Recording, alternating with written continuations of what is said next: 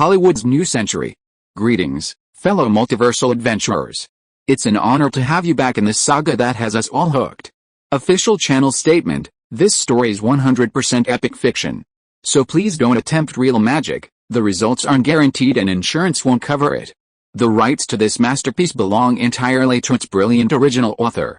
We are just a barge sharing it with you. Do you want to keep being part of this amazing community?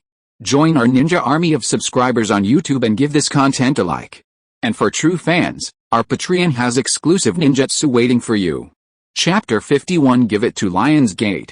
Finally, Nina Jacobson agreed to the invitation of Xinghai Pictures and became the president of Xinghai Pictures, responsible for company management, with an annual salary of $350,000 plus dividends and a 4-year contract. According to the current momentum of Xinghai Pictures, earning $1 million a year is not a dream, and it is only higher than her previous salary. Simon believes that only interests can bind talents, and the rest are empty. A capable, comprehensive film talent is too important for Simon at present. Burbank, the headquarters of Xinghai Pictures, the new president Nina Jacobson is sitting in her office, sighing. Now, I know that Simon's ambitions are indeed very big. He never thought of becoming a subsidiary studio that was acquired by the Big Six, not only the production department, the advertising and marketing department, the marketing department, but also the TV production department. It's set up too. Nina Jacobson looked at the planned TV adaptation of Gossip Girl, which will actually start next year. Simon said that TV production is actually quite profitable, and Gossip Girl is our first self-made TV, Sonia Roman said with a smile. Now a vice president, responsible for the company's IP acquisition and marketing public relations. It's embarrassing for Simon. Our Juno and Little Miss Sunshine suffered a big loss in distribution, especially the later sell-out price of Little Miss Sunshine, which is too low, but Simon strives for the films. It's a bit surprising that the streaming media rights are in hand. It's not worth the money. Of course, Nina Jacobson didn't know that with the development of internet speed, online video will develop rapidly. After all, the current network playback definition is very poor, and the network speed is not fast. There is no high-definition movie, even DVD and TV can't compare. Now Simon has talked to 20th Century Fox about the follow-up Proceeds of The Devil Wears Prada, but the price is not high. He is ready to wait for the share, and then take the contract to the bank for a loan. Sonia Roman, knowing that Simon is now considering the production fee of $50 million for Spartan 300 Warriors, I also persuaded him to let him raise money. Now many funds are interested in Simon's films, so a risk is small, but he directly holds the copyright of No Country for Old Men and Spartan 300. The Warriors distribution contract went to the bank. Nina Jacobson smiled helplessly. No Country for Old Men should be good. The previous conflict between Simon and Harvey Weinstein was because Weinstein wanted to take this project from Simon. Sonia Roman explained with a smile.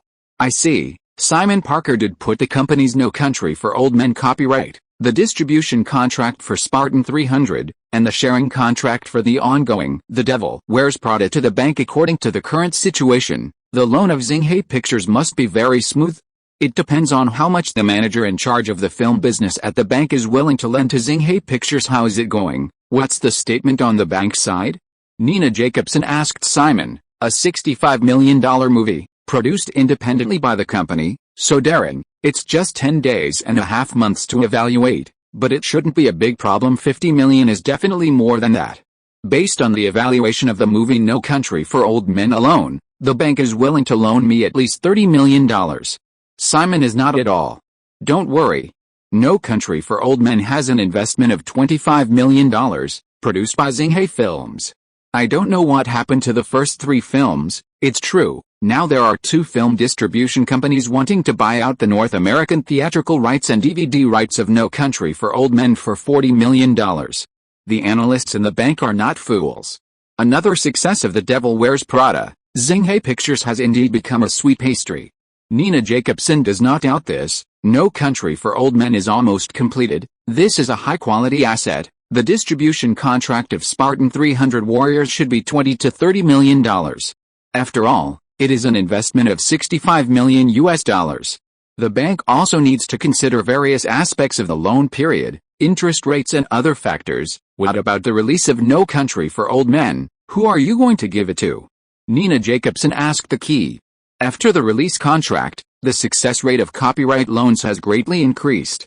Of course, As far as Xinghai Pictures is concerned, it doesn't matter. After all, it is now the issuer who wants to issue, rather than finding it themselves. Let's leave it to Lionsgate. It's just for distribution anyway. They charge a 10% commission, and in terms of publicity, the two of us cooperate. No longer we just cooperate with publicity. Lionsgate wants to expand its own influence. The name of Lionsgate in distribution is more important than the distribution fee of 1 or 2 points. Simon is not very worried about the distribution ability of Lionsgate. In the North American market, they are the boss of the second echelon. Well, Crash, released by Lionsgate, is still very successful. No Country for Old Men, I believe they are fine. Nina Jacobson didn't have much objection. R-rated movie. Lionsgate's ability is okay, but if it's like The Queen Wears Prada, then I'm a little worried. In the second half of the year, there will be 2 film projects, Spartan 300 Warriors and No Country for Old Men, and there is a script for The Curious Case of Benjamin Button to be adapted. Simon leaned on the chair, as if there were not many things going on. Nina, the production department or some independent producers with good creative scripts, the company can acquire them or support them in developing movies, store IP. Take your time. Nina Jacobson nodded and asked, The Queen Wears Prada will get back our box office share faster. In terms of the home entertainment market and TV broadcast, if we can, I know, sell it. 20th Century Fox sells it to the locals in many overseas markets anyway. The publisher earns the difference. It's just not right. Simon smiled. The 6 major overseas pre-sale distributions are all sold in the home entertainment market and the TV broadcast market, and they will not pre-sell overseas theater screening rights. Companies that do not have overseas distribution will even bring the theaters in some overseas regions. The screening rights are also sold, like Lionsgate and DreamWorks have done this before. Of course, if the film is released in cooperation with the Big Six, it will be done by the Big Six. Okay, I will discuss this cooperation with Lionsgate, and I will follow up on the Spartan 300 Warriors project. Nina Jacobson has entered a state. That's good. I'm going to go to the No Country for Old Men studio in Texas to see the current shooting progress. After all, this is the company's first film to be released next year. So of course it should be taken seriously. Chapter 52. What a beautiful scenery. Texas, the second largest state in the United States, second only to Alaska, the largest state in the southern United States, has the famous Texas cowboy. Marfa, a city in southern Texas, is located in a plateau on the largest desert in the North American continent. Weeds, wasteland, desert, and a railway across the town constitute Marfa's unique western primitive scenery. And less than 100 kilometers from the Mexican border, it is sparsely populated, but there is an endless stream of tourists visiting here because there is a natural mystery. The Marfa beam. The town near Marfa was the filming location for the film No Country for Old Men, and the 1980s scene was very simple to set up here. When Simon Pike arrived on the set from Marfa City, the scenery along the way was indeed very good. Such a good place belongs to this group of American cowboys. It's a pity that there are still 2,000 or 3,000 Texas cowboys living in Marfa. Boss, isn't the scenery here in Texas also very good? You can also experience the life of a cowboy, Laura Collins said proudly. Who wants her to be from Dallas, Texas? So, I have some interest in Houston, Texas. Simon responded, interested in the Rockets? Laura Collins said, then laughed. That must be the NBA Rockets. Yes, don't you know that your boss is a fan of the star Yao Ming? You said we went to Houston, can we meet him? Simon asked with a smile. Boss, it's not even August yet, and the NBA is still in the off-season. Yao Ming is a Chinese, shouldn't he come yet? Laura Collins reminded with a smile. Yes, the NBA preseason will start in October. Yao Ming is probably still in China with his family. Simon smiled. Los Angeles also has a team, boss. You don't support the team in your hometown? Laura Collins continued to ask. The Lakers and the Clippers. You don't know what's going on with the two teams now. Do you support Kobe Bryant? Simon doesn't have time to care about those things now. Yao Ming is different, that's his fellow countryman, right? Oh, but my family and I are fans of the Dallas Mavericks. The newly built American Airlines Center is very stylish. Laura Collins usually also has time to watch the game on the spot, but now he came to Los Angeles to work. The owner of the Mavericks seems to be called Mark Cuban. Isn't there a 2,929 film company? After all, we are half a peer, Simon said, looking out the car window, and said again, wait, your boss, I want to buy an NBA team to play with, then buy the Houston Rockets. and then you can see idols every day. Laura Collins suggested, well, it's better to buy the Miami Heat. Wouldn't it be better to let you wear bikinis on Miami Beach every day? Simon said and laughed. The filming location of No Country for Old Men is very ordinary in a small town, an ordinary U.S.-Mexico border town. Joel Coen's work focuses on directing, and his younger brother Ethan Coen's work is mainly producing and assisting his brother Javier Bardem's hairstyle with this mushroom head is really a highlight. The real person looks more gloomy and perverted than the photo. Simon Pike chatted with Ethan Coen on the side. Yes, the killer played by Javier Bardem is definitely the highlight of the film. Neurotic and cold-blooded, it's so attractive, and the audience will definitely have a bright feeling. Ethan's performance of Javier Bardem was very satisfied. Simon looked at the shooting plan. The film will be closed at the end of next month, and then edited later. Discussed with Lionsgate about the release, arranged the schedule, and released it next year. Perfect. By the way, there is another film we are shooting in Marfa, Paramount Advantage and Miramax, the drama about oil black gold in the late 19th and early 20th centuries. Scott Rudin is also one of our producers on No Country for Old Men. Ethan Coen mentions the film, which is also currently in production. Simon thought about it. Great, I know, starring Daniel Day-Lewis. This actor is an actor who is not crazy or alive, and a representative figure in the experienced actor. Simon certainly knew that this Daniel Day-Lewis would rely on this blood will come. He won the Academy Award for Best Actor for the second time. The actors of the experiential school have very good acting skills. They must integrate people and dramas and regard themselves as the characters they play. Heath Ledger, who will play the Joker in The Dark Knight, is also an experiential actor. There Will Be Blood is also estimated to be closed next month. It should be the beginning of the month, because they are almost done.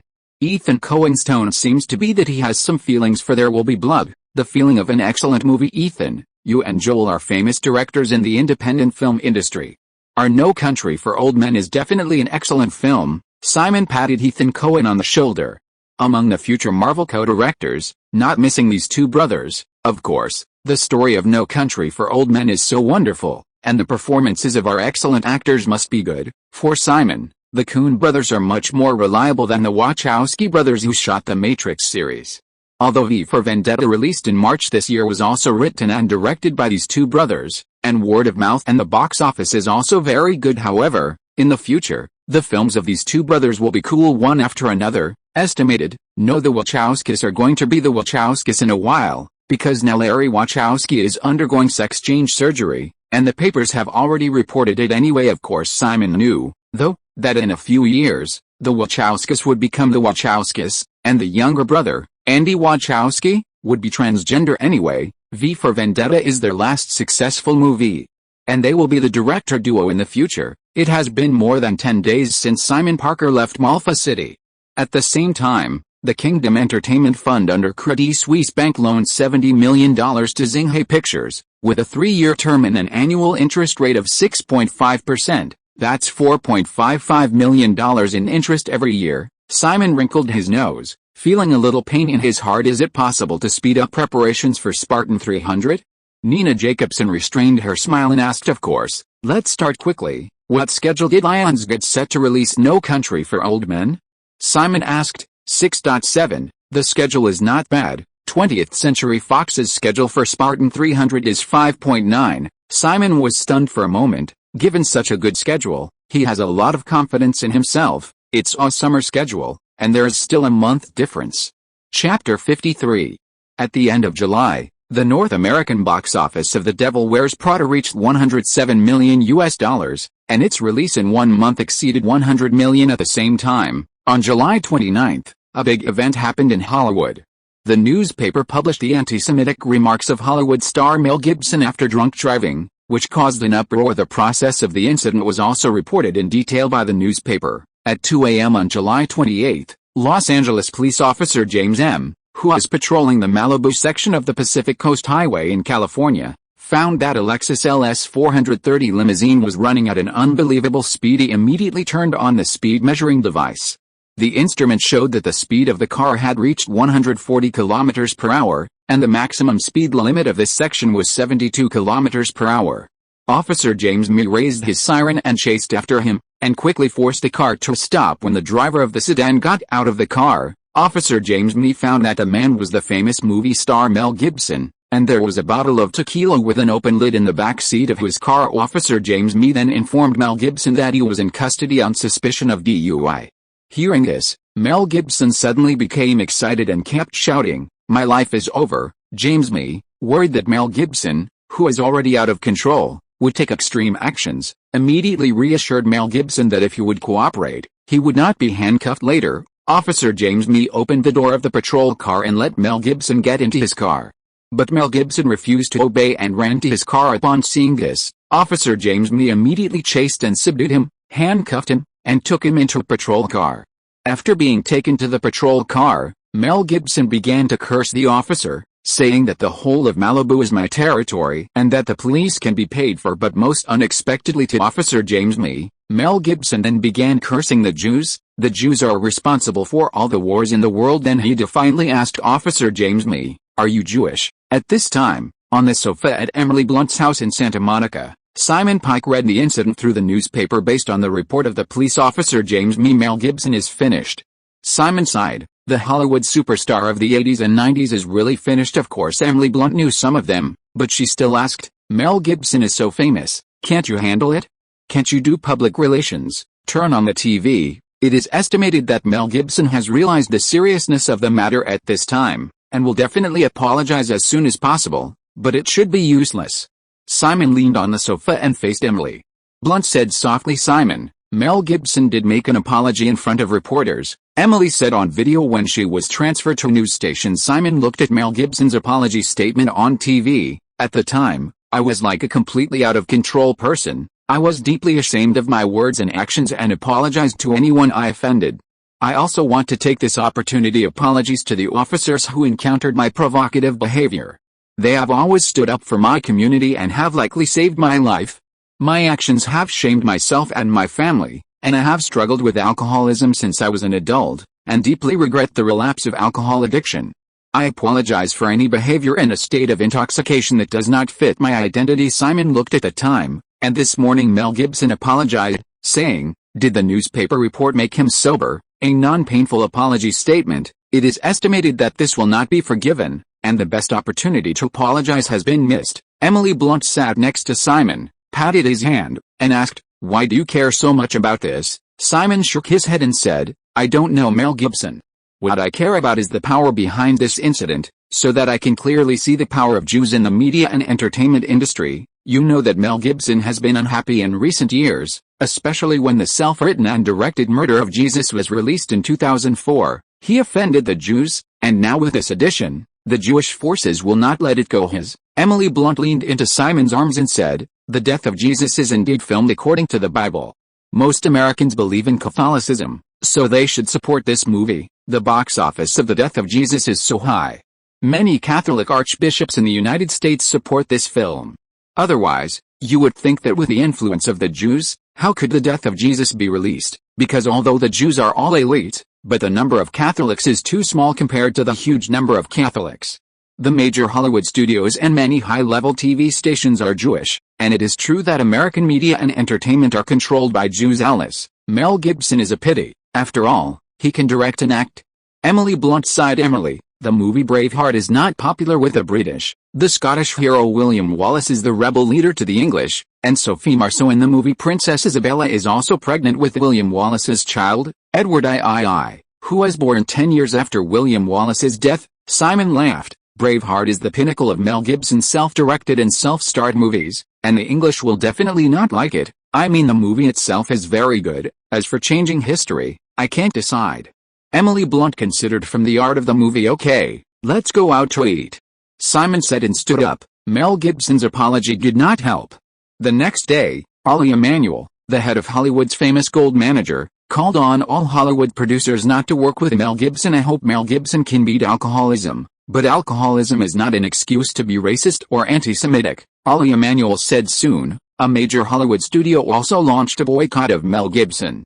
The filmmaker said that the world situation is already in chaos, and Mel Gibson is still adding fuel to the fire. Everyone in the entertainment industry, Jewish or not, should join the boycott of Gibson, the appeal said. Another day, on 7.31, Mil Chang, a Jew who had served as the producer of the film Mr. It's Too Much of a Jewish Hatred, If you have a problem with Jews, don't hang around in Hollywood. By August 1st, more and more Jews had spoken out, and Mel Gibson, who had fully realized the serious consequences of his remarks, issued a public apology again, which was more sincere than last time. The apology is very sincere. Mel Gibson, again in front of countless media and reporters, said, "I want to specifically apologize to the Jewish community for my harsh words.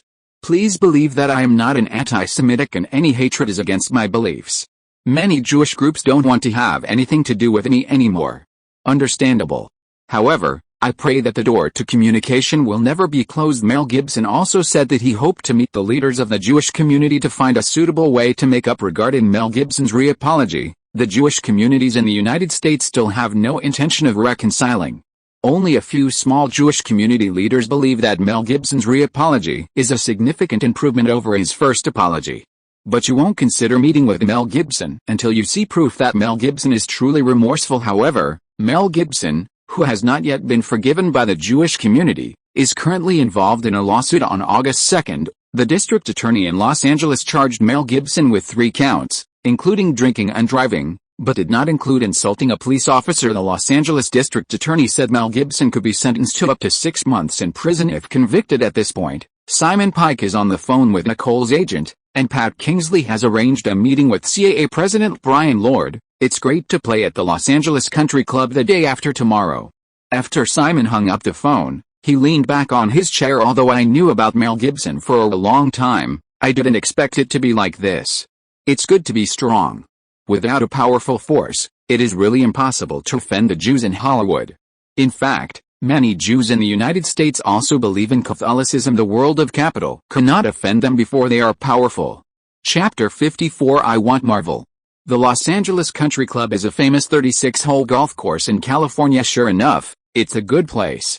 If it wasn't for you, Brian, I wouldn't be able to come in, Simon said with a smile after a few swings. Golf? Simon didn't know it at first, or did he play with Nicole Kidman later, and then communicated with the executives of several other film companies a few times, and understood something. Simon, if you want to become a member, you can't do it anytime. Brian Lord didn't know why Simon Pike asked Pat Kingsley to ask him out, but it didn't prevent him from having a good relationship with him. Meryl Streep and Anne Hathaway in The Devil Wears Prada are both CAA clients, and the film takes their careers a step further. By the way, congratulations to CAA for moving to the new headquarters in Century City now.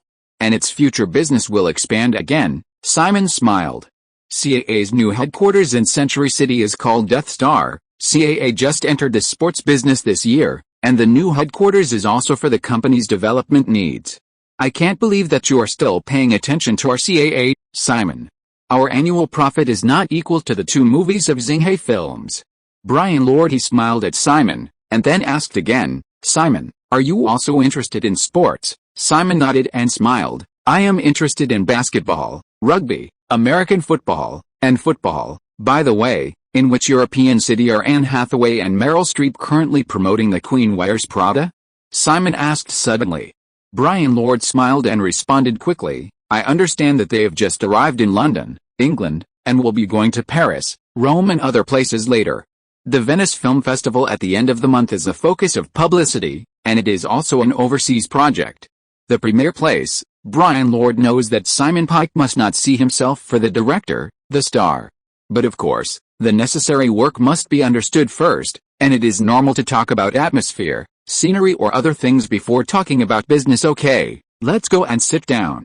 Simon felt that it was enough. Of course Brian Lord nodded, readily agreed, and the business came in the lounge area. Simon Pike and Brian Lord sat opposite each other. Brian, I've recently become interested in Marvel Entertainment, and I want to entrust your CAA to acquire Marvel Entertainment for me. Simon took a sip of juice and went straight to the point. Well, do you want to acquire Marvel? Brian Lord was surprised for a moment, and said with some doubts, Simon, Marvel Entertainment is having a tough time now, but they got a $525 million investment film loan from Merrill Lynch, using all of Marvel's movie adaptation rights as collateral. Moreover, the first funding of $225 million has been delivered, and Marvel Entertainment has taken back a lot of comic book character adaptation rights. They are preparing to develop Iron Man themselves, and they are now auditioning for Iron Man actors. A loan of $525 million? How much is Marvel worth? Simon was surprised that's not the case. $525 million is actually Merrill's investment in Marvel movies. The first $225 million supports them to take back the role and then shoot Iron Man. If it fails, there's basically no hope, unless Iron Man meet Merrill's expectations. Brian Lord explained Marvel is betting on this Iron Man. After the failure, the film adaptation rights of all the characters will be lost. It seems that the current executives of Marvel are still very courageous.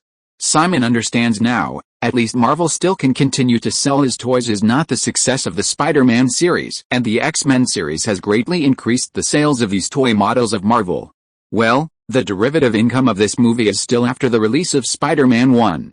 Marvel from the court fight back Sony Columbia, 20th Century Fox owns the movie revenue, box office, DVD and TV broadcasts, etc. It does not include the interests of the characters' own comics, toys and other derivative products. Marvel chairman Isaac Perlmutter is now the largest shareholder in Marvel Entertainment. Wall Street speculator Carl Icahn and former chairman Ronald Perlman have both resigned from the board, and Marvel's creative chief after replacing Stan Lee. Allard also resigned from the Marvel board of directors this year, and he was replaced by David Messer, who joined the company in 2003. Brian Lord introduced Marvel's executive Simon. Allard owns 15% of Marvel Entertainment, and he's been looking for a buyer for $50 million. Brian Lord continued. Allard and Isaac Perlmutter were originally the two major shareholders of Toy Biz Toy Company, which merged with a toy company after Marvel went bankrupt and reorganized. It seems that CAA is very clear about the situation of many entertainment companies. Simon smiled. Simon, you know, when we at CAA, under the leadership of Michael Ovitz, helped Sony acquire Columbia Pictures and Panasonic in the acquisition of Universal Pictures, of course we were prepared for this kind of work. Brian Lord after Michael Ovitz left, the new head of CAA, 10 years later, CAA is not the aggressive CAA of the year, but its business is more extensive. Michael Ovitz, it's really a very distant name, and the AMG management company he founded doesn't seem to be a big deal. Simon said respected at his peak in 1994, he went to the Disney Group as president, and was swept away by Disney's king Michael Eisner within a year. Simon, it's not very difficult to acquire Marvel Entertainment, the most difficult one is Marvel CEO Isaac Perlmutter. Ronald Perlman and Avi Allard both own Marvel Studios 33% of Way Entertainment, easy to get, needs cash. Carl Icahn is the creditor's representative, owns 25% of the shares. He is supporting Isaac Perlmutter, but who is Carl Icahn? You know, a short-term opportunist, money can change his beliefs. Brian Lord said politely, meaning that this was an acquisition involving hundreds of millions of dollars. I'll give you $20 million in cash first, and you can sign an option trading contract with someone who is willing to sell their shares. I'll have the funds before the end of this year, and it'll be 3 or 4 months. It's almost there. If the funds haven't arrived, the margin paid is their loss fee. Simon doesn't believe that Google will not buy YouTube this year, and history will change? Isn't it bullshit? Time is fast. I don't want to see Marvel's Iron Man ready as scheduled. It will disrupt my plan. Avi Arad's 15% stake of $40 million can agree. As for Ronald Perlman's 18% can also be used at this price. As long as I get Carl Icahn, I will be the largest shareholder of Marvel. Then everything can't be changed. Simon's eyes are burning, with bloodthirsty rays of light. The stingy Isaac Perlmutter will eventually be his own loser. The current market value of Marvel Entertainment is less than $300 million, according to the stock price. Avi Allard owns 15% of the shares, and no one takes over the $50 million. He just premium Marvel Entertainment to $330 million. Before going public that year, Marvel Entertainment had a market value of $80 million, experienced capital growth, some mergers and acquisitions, bubble economy, and then the bubble burst to bankruptcy and reorganization, spin-offs, debt restructuring, bankruptcy protection, and mergers and acquisitions. Shareholders and creditors go to court, and a dizzying series of operations are dizzying. In 1997, the X-Men Universe series was sold for $7.5 million. In 1999, it sold the film adaptation rights of Spider-Man for $9 million. After 2002, it sold many characters such as Black Fertilizer, Punisher, Humanoid and so on. Artisan Pictures, after Lionsgate Pictures acquired Artisan in 2004, the X-Men franchise and Spider-Man got Marvel stock back, but then came releases like The Punisher, Daredevil, Blade 3, Fantastic Four, Erica, Humanoid and Hulk either fell short of expectations or received rave reviews. The stock price of Marvel Entertainment has recovered, and the reduction in the production of comics and toys has reduced the company's profits year by year. Iron Man is an operation of Marvel's death and resurrection. Simon, have you decided? In fact, if Xinghai Pictures wants to make a superhero movie, it would be better if it cooperates with Marvel or buys the rights to adapt the character movie. There is no need for this. After all, Marvel's most popular Spider-Man, the Fantastic Four, the X-Men characters are all in the hands of other studios. Brian said. Simon shook his head. This is indeed the idea at various film companies.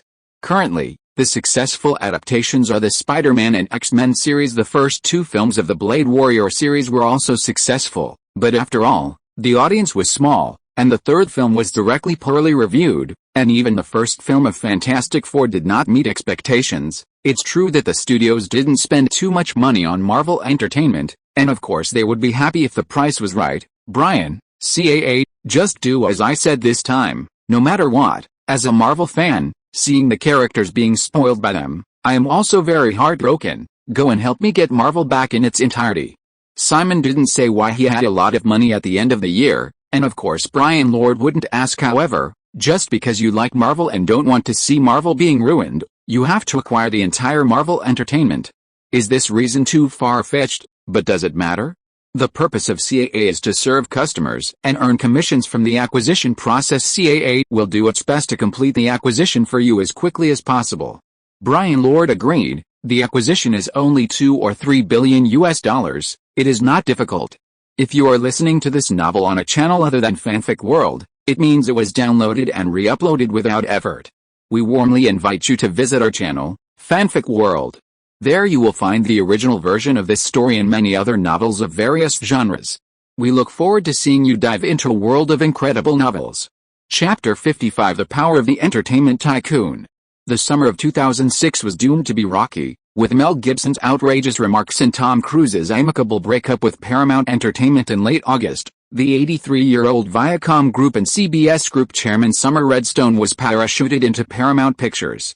The industry is angered by taking a lot of profits. Paramount announces that Paramount Pictures and Cruise Wagner Productions are not renewing their contract. Paramount broke a 14-year business relationship between the two. In an interview with the Wall Street Journal, Summer Redstone stated the reasons for his termination of the partnership between the two. Even though we all like him as a person, we think it would be wrong to re-sign him. Paramount can't accept his bizarre behavior of late, but it has nothing to do with his acting ability, and he is a great actor. However, we don't consider someone who is going to commit creative suicide and lose out on revenue for the company that he should have earned. Summer Redstone's comments are thought to be a reference to Tom Cruise's recent frenzy to embrace the Scientology of Scientology and his accusation that Ms. Brooke Shields should not be taking antidepressants after giving birth. Tom Cruise has remained silent in the face of face-to-face accusations from Hollywood entertainment mogul Summer Redstone, and Tom Cruise's production company partner Paula Wagner responded in front of reporters. Mr. Summer Redstone's comments are offensive and disrespectful, and whatever Mr. Summer Redstone's comments about Tom Cruise personally, or, as an actor, have an irresponsible. But they must have another agenda, which is that the studios miss a part of their greatest asset, and they're here to slander him that way.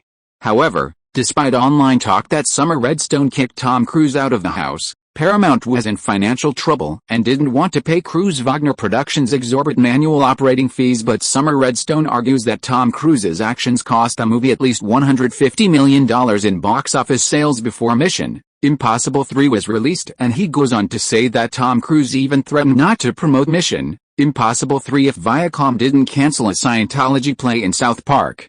It is precisely because of these things that he made up his mind to choose not to renew his contract with Tom Cruise in Beverly Hills. Nicole Kidman came to this villa rented to Simon Pike, looked at him sitting on the sofa reading the newspaper, and said a little sourly, "Obviously, I have a net worth of tens of millions, and I don't buy a few houses myself, and I don't buy all kinds of things that should be enjoyed." Simon put down the newspaper and looked up at Nicole Kidman, feeling a little radiant. "Wouldn't it be good to see Tom Cruise in such a downhearted way?" Simon joked, "I didn't say anything, just to tell the truth. Tom Cruise and his girlfriend have been like conjoined twins since last year, whether it's the promotion of War of the Worlds or Bat Butterfly, Mystery of the Shadow. The publicity of the War of the Worlds shows love all the time. The exposure of World War has indeed increased. Isn't this a hype? His first ex-wife Mimi Rogers also said the same in an interview.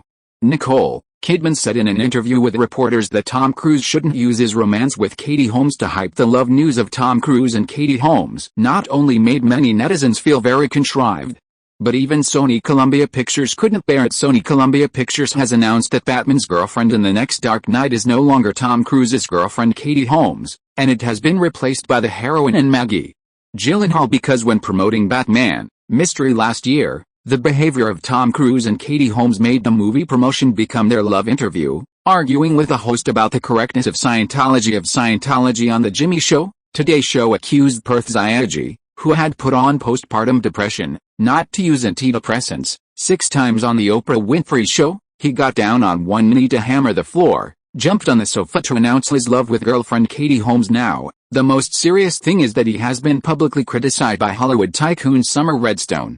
Tom Cruise's current image is extremely bad. Simon got up and poured a glass of water for Nicole Kidman, and said, "The perfect image that Tom Cruise has built up over the years is estimated to be ruined by more than half this time, like this kind of contract termination with the big studios. It's not common in Hollywood. Simon, you wouldn't deliberately talk to me because I'm his ex-wife?" Nicole took a sip of the water in her hand and put it down on the coffee table in front of her. "I'm not interested." "Where?" Simon shook his head. "I just think that entertainment tycoons like Summer Redstone and Rupert Murdoch speak too much. Of course, they're billion-dollar entertainment tycoons with a lot of resources in their hands," Nicole Kidman said truthfully, "especially News Corp chairman Rupert Murdoch, who is worth a fortune. But the super rich of tens of billions of dollars." I heard that Tom Cruise is talking to Wall Street's venture funds to seek financial support for his entry into United Artists, and he will rely on MGM to distribute his films in the future. "We have been talking for a while now," Simon said, and sat down on the sofa, and continued, "With Tom Cruise's appeal, it's not a big problem. In the current film fund market, the capital is too thick." "You seem to have mentioned last time that you are also interested in United States?" Nicole Kidman asked casually. "Forget it. What can I do if I'm interested? What I want is a complete United Artists, not a United Artists with a movie released by MGM. Besides, I don't have any funds right now. No matter what Sony chooses, it will choose Tom Cruise. Come on, Simon's most important thing at the moment is Marvel. Forget it. I came here to ask you what you think about Australian Chaos. The project is about to enter formal preparations." Nicole Kidman looked embarrassed. If Simon said that the movie was not good, what should I do myself? "Well, I read the script. It is indeed a big scene, a big investment, and it is a movie about Australia. The team is basically Australian, and it is a wartime romance. You are now the most successful movie star in Australia. In the past 2 years she is still the highest paid actress in the world, and 20th Century Fox doesn't want you to be the heroine, and there really isn't anyone else to look for." What can Simon say? Although it's a movie that hits the streets, it can't hold back the enthusiasm of the people in his hometown. It may be a little less, but there are not many big investment movies like this every year. Of course, Oscar winners must often participate in big productions. "You suggest me pick it up?" Nicole Kidman laughed. "I don't suggest you take it, would you not? If you don't take it, the heroine of this movie must be Naomi Watts, although she's not Australian, but she grew up in Australia. 20th Century Fox always has to consider influence, although Cate Blanchett is born and raised in Australia, but in terms of fame, the heroine of King Kong is still more influential." Simon just analyzed the producer's thinking. "Let's take a look. Anyway, if you look at what she means, this movie will most likely be picked up." "You didn't say that you really like this movie?" Nicole Kidman wanted to gain some confidence from Simon. "Come on, big productions with an investment of more than $100 million need to compete. The Oscar winners produce one every year. As long as the big productions are not Waterloo, their influence is still great." Simon is indeed considering Nicole Kidman. "Well, if it is a low-cost independent film like the previous Fur, you can directly reject it, but such a large-scale project is very helpful for the popularity of stars. Pearl Harbor can be said to be a complete failure, with low word of mouth and low box office, but the heroine Kate Beckinsale has become a well-known actress from a new actress." "You don't seem to be optimistic." Nicole felt when she heard Simon's words about war romance films. "The most influential film in the past few years is Your Cold Mountain, which has a good reputation and failed at the box office, and as long as it is about war, I am not interested in calling out epic love or epic blockbusters. You think about it for yourself. In addition to the success of Saving Private Ryan and The Gladiator, the war movies King Arthur, The Great Pressure Mountain, Troy, Kingdom of Heaven, and modern war movies in recent years Pearl Harbor, Tears of the Sun, Black Hawk Down, none of them were successful. Troy is also estimated to have been sold for the past few years, and the rest are all losses, and will be released at the end of October.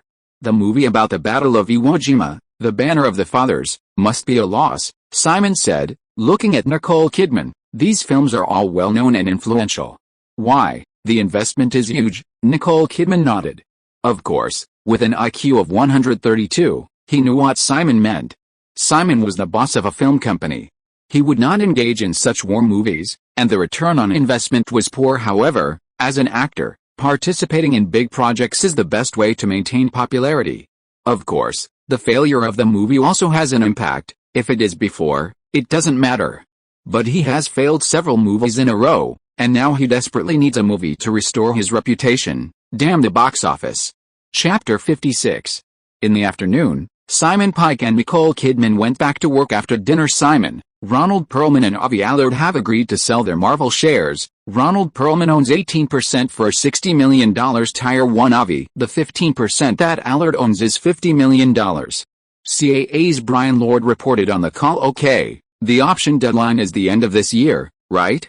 Simon asked. Yes. Avi Allard took a $2.5 million bond and Ronald Perlman took a $3 million bond. Just get the rest of the money into their accounts by 12/31 of this year, and then the target is Carl Icahn. Isaac Perlmutter is very opposed to selling Marvel, but as long as you get Carl Icahn, you are the largest shareholder of Marvel. Brian Lord on the phone seemed to be very confident. Yes, there are some creditors behind Carl Icahn. You can contact the people below and let them pressure Carl Icahn to sell Marvel shares. Simon Pike believes that with CAA's resources, the acquisition of Marvel will not. The difficulty is the price. By the way, what about their Iron Man project? Of course it's on hold. After all, it's the acquisition period of Marvel Entertainment. Isaac Perlmutter has put the project on hold. He now regularly meets with Carl Icahn for his continued support. Brian Loda said with a smile. That's good. Isaac Perlmutter is a bit difficult to deal with. He owns shares of Marvel 14, and Carl Icahn supported him before, and his voting power exceeds 50%. Simon also knew that the Israeli Jew was a famous miser, and that Carl Icahn had to get him down first. What price will this Wolf of Wall Street shout? Simon, please trust CAA, we will definitely let you join Marvel Entertainment. After hanging up the phone, Simon went to the editing room to have a look. No Country for Old Men has just been closed and entered the post-editing process. The post-production of this film is simple, and there are no special effects, so it is edited and dubbed with the Coen brothers at the helm. There really isn't much to worry about at night. The banquet hall on the third floor of the Peninsula Hotel in Beverly Hills was lively, where Sony Columbia held a grand celebration banquet for The Da Vinci Code with a box office of $213 million in North America and $750 million in the world. The Da Vinci Code, a religiously controversial film, is no less in a hurry than The Death of Jesus, released in 2004. Not only many high-level players from Sony Entertainment attended, but also many other guests who came to participate. Simon Parker, the most powerful independent filmmaker this year, is certainly on the list. As of the end of August, the North American box office of The Queen Wears Prada, produced by Xinghai Pictures and released by 20th Century Fox, has exceeded $120 million, and overseas markets have also been released. Didn't you say that The Da Vinci Code was boycotted by many Catholics?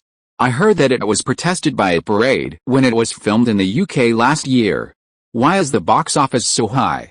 Simon Pike asked Nina Jacobson next to him. Catholic believers in the United States should not go to movie theaters.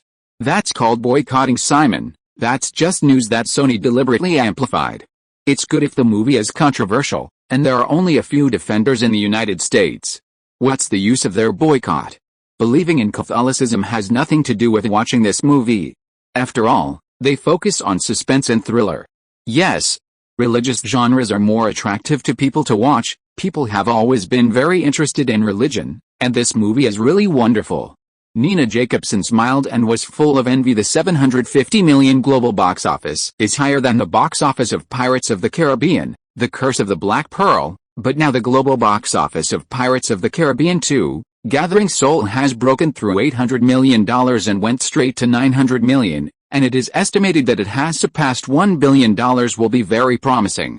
Simon said, and looked at several of the main creators of the Da Vinci Code over there, director Ron Howard, starring Tom Hanks and Audrey Tautou, Let Reynolds and a few others were chatting and laughing. Nina Jacobson said with a smile, "The budget for our independent production of Spartan 300 Warriors by Xinghe Film is $65 million US. I have always been up and down in my heart. My heart seems to be getting more and more anxious. Don't worry, I've discussed with Zack Snyder many times to set off a storm of male hormones, lest people outside always say that Simon Parker only shoots women's scenes. This movie is definitely enough for men." Simon said and pursed his lips. That's their jealousy. Why do you care about that? Nina Jacobson smiled. No matter what the show, as long as it's a good show, it doesn't matter. Sony is so good this year. The box office of the romantic comedy Remote Control of Life is also very good. Next will be Will Smith's Knock When Happiness, and 007, Battle Royale Casino will be released at the end of the year. Can't be underestimated. Simon took a sip of the red wine in his hand, and Sony is shooting Marvel's adaptation of the movie Spider-Man 3 and Soul Chariot. The filming of 007 vs. Casino Royale started in January this year and will not end until July. Sony has arranged the schedule to be released in November. It's really a bit urgent. Nina Jacobson felt that Sony lacked confidence in the film. Anyway, it belongs to MGM. What Sony wants is the distribution rights of the movie, and MGM is responsible for any losses or profits. What Sony wants is to sell its own Blu-rays, DVD, grab your own DVD player market, Simon said with another sigh. Look, we don't have a release, we just don't have a library. How fierce is the HD DVD battle between Blu-ray DVD and HD DVD now? Not only the 6 majors, but also the independent publishers are starting to stand in line. Well, Simon, this question is not considered by our company. Let's make our own movies. Nina was helpless. The little boss thought about the problem too much. Oh, forget it. In a few years, let them know the terrible thing about Xinghe Films. It's still too weak now. It's better to have our own distribution network first, then we can also release some overseas literary films or some possible films. An independent film that has been missed.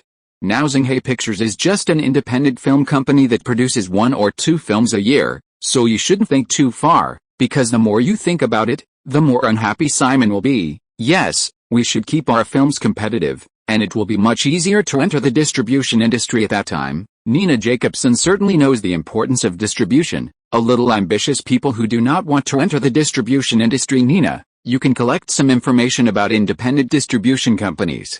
At that time, we will directly acquire a small distribution company, which is much faster than establishing it yourself. Of course, Simon knows that distributors are not cheap, because the more mature the distributors, the better the film library. The more expensive the main directions of small distributors are. Also genre films, and non-mainstream films such as horror, thriller, gore, and violence are their mainstream release films. Nina Jacobson nodded, and since Simon had said so, this matter had to be planned. But where did he get the money? Part of the loan money was used for the production of Spartan 300 Warriors, and he siphoned off another $20 million. Now Simon Pike has one more impression of Nina Jacobson. Mysterious. After chatting with Nina Jacobson for a while, the two separated. After all, this kind of occasion is all about pulling relationships. Simon Pike chatted with Tom Rosenberg, the chairman of Lakeview Films, whom he had met before. Lakeview's $1 Million Baby won the Best Picture Oscar in 2005, and the Underworld series is also produced by Lakeview and distributed by Sony's Mubeo Pictures. Simon, Xinghe Pictures Spartan 300 has a budget of $65 million and is solely owned by Xinghe Pictures. You are amazing. Lakeview Pictures was founded in 1994 by Tom Rosenberg and another producer. Yes, compared to the 2-year-old Xinghe film industry, it is really much less courageous. After all, Lakeview Films is trying its best to attract investment to develop the film. $1 Million Baby has been in preparation for several years. First, some funds were raised by pre-sale of European and RB copyrights, and Warner Brothers made up the funds to support $100 Baby. The development of $10,000 Baby, well, you know, I don't want to waste too much time. The process of finding distributors to invest in movies is a waste of time, and there are still many contractual conditions. I was forced to invest by myself. Simon smiled. Continue to speak. The air combat hero that will be released in September, with David Larison as the film's investor. How fast the project is progressing. What's the matter? He has a fortune of tens of billions of dollars, the father of the top 10 richest people in Forbes. Tom Rosenberg did not understand the behavior of young people like Simon, but in a sense it is said that those who are willing to pay are welcome. Underworld 2, which was released at the beginning of this year, has a much better reputation than the first film, and the box office is better. Simon laughed. Underworld 2 grossed $62 million in North America and $110 million worldwide, but the production fee is higher, $50 million. Underworld 1 cost only $29 million to make, $52 million at the North American box office, and $95 million worldwide. This type of film, the DVD market sells very well, but the second film won the word of mouth, but it is not as profitable as the first one. Tom Rosenberg looked at the smile on Simon's face and sighed. Is Underworld 2 more successful than the first one? With a cost of $50 million US, Mubeo Films felt that the box office did not meet expectations. Chapter 57 missed a lot. Simon certainly understands the situation of Underworld 2. Compared with the first film, the budget has nearly doubled, and the box office is definitely not up to expectations in the future. The third film will replace the heroine. It must be that the film industry has reduced the production cost requirements. Then the heroine Kate Beckinsale and his director husband Len Wiseman both withdrew from the third part of the project. As a result, the third part changed the script and became the series prequel Underworld prequel, Rise of the Wolf Race. After chatting with Tom Rosenberg for a while, Simon felt more and more that he had to have his own distribution network. Horror, bloody, violent B-level films cost less, and new directors generally like to take this type of film as their own first movie. It's easy to be small and big are all this kind of low-budget horror movies. Simon, good evening. Scott Rudin with Mediterranean hairstyle came over and hugged Simon. As one of the producers of No Country for Old Men, to our friend Scott, you also have a lot of movies this year. Has the movie There Will Be Blood filmed in Marfa already closed? Simon asked. It was filmed half a month earlier than No Country for Old Men, but you and the Coen brothers were the main producers of No Country for Old Men. But you were able to reject Harvey Weinstein's threat and didn't give up the project. That's great. Kurt Rudin was threatened in his early years by Miramax to take on another film project. With a film in the works, Simon smiled. Harvey Weinstein had a lot of glory in the years before, but he also offended many people. The famous producer in front of him made Nicole Kidman's film in 2002. Harvey Weinstein's collaboration on The Moment was a complete break. The two powerful people, both core members of the film production, were arguing about finances, PR, and distribution. How good is it? Like No Country for Old Men, Scott Rudin is just a titular producer. When No Country for Old Men wins the Oscar for Best Picture, he will not be eligible to be the recipient of the award, and his participation is not enough. Of course, it is possible to take the stage. At present, there are at most 3 producers who can receive the Oscar, but there is no limit to the number of people who can take the stage. Basically, most of the Oscar-winning filmmakers are most of the crew on the stage. By the way, Simon, I'll introduce you to a famous couple. Scott Rudin said and took Simon to the other direction. Anyway, Scott Rudin was killed by Harvey Weinstein, has been under pressure for many years, and now there is a producer who is equally capable but does not sell Harvey Weinstein's face, and it is necessary to make good friends. Being pulled by Scott Rudin's arm, Simon was scared for a while. Why? Because this guy likes men and is gay. Has come out publicly. Kate Winslet, Sam Mendes. Scott Rudin introduced Simon to the couple Zinghe Pictures. Simon Parker, a newly rising producer in the past 2 years. Simon Pike politely shook hands with the two of them, and the meet was right.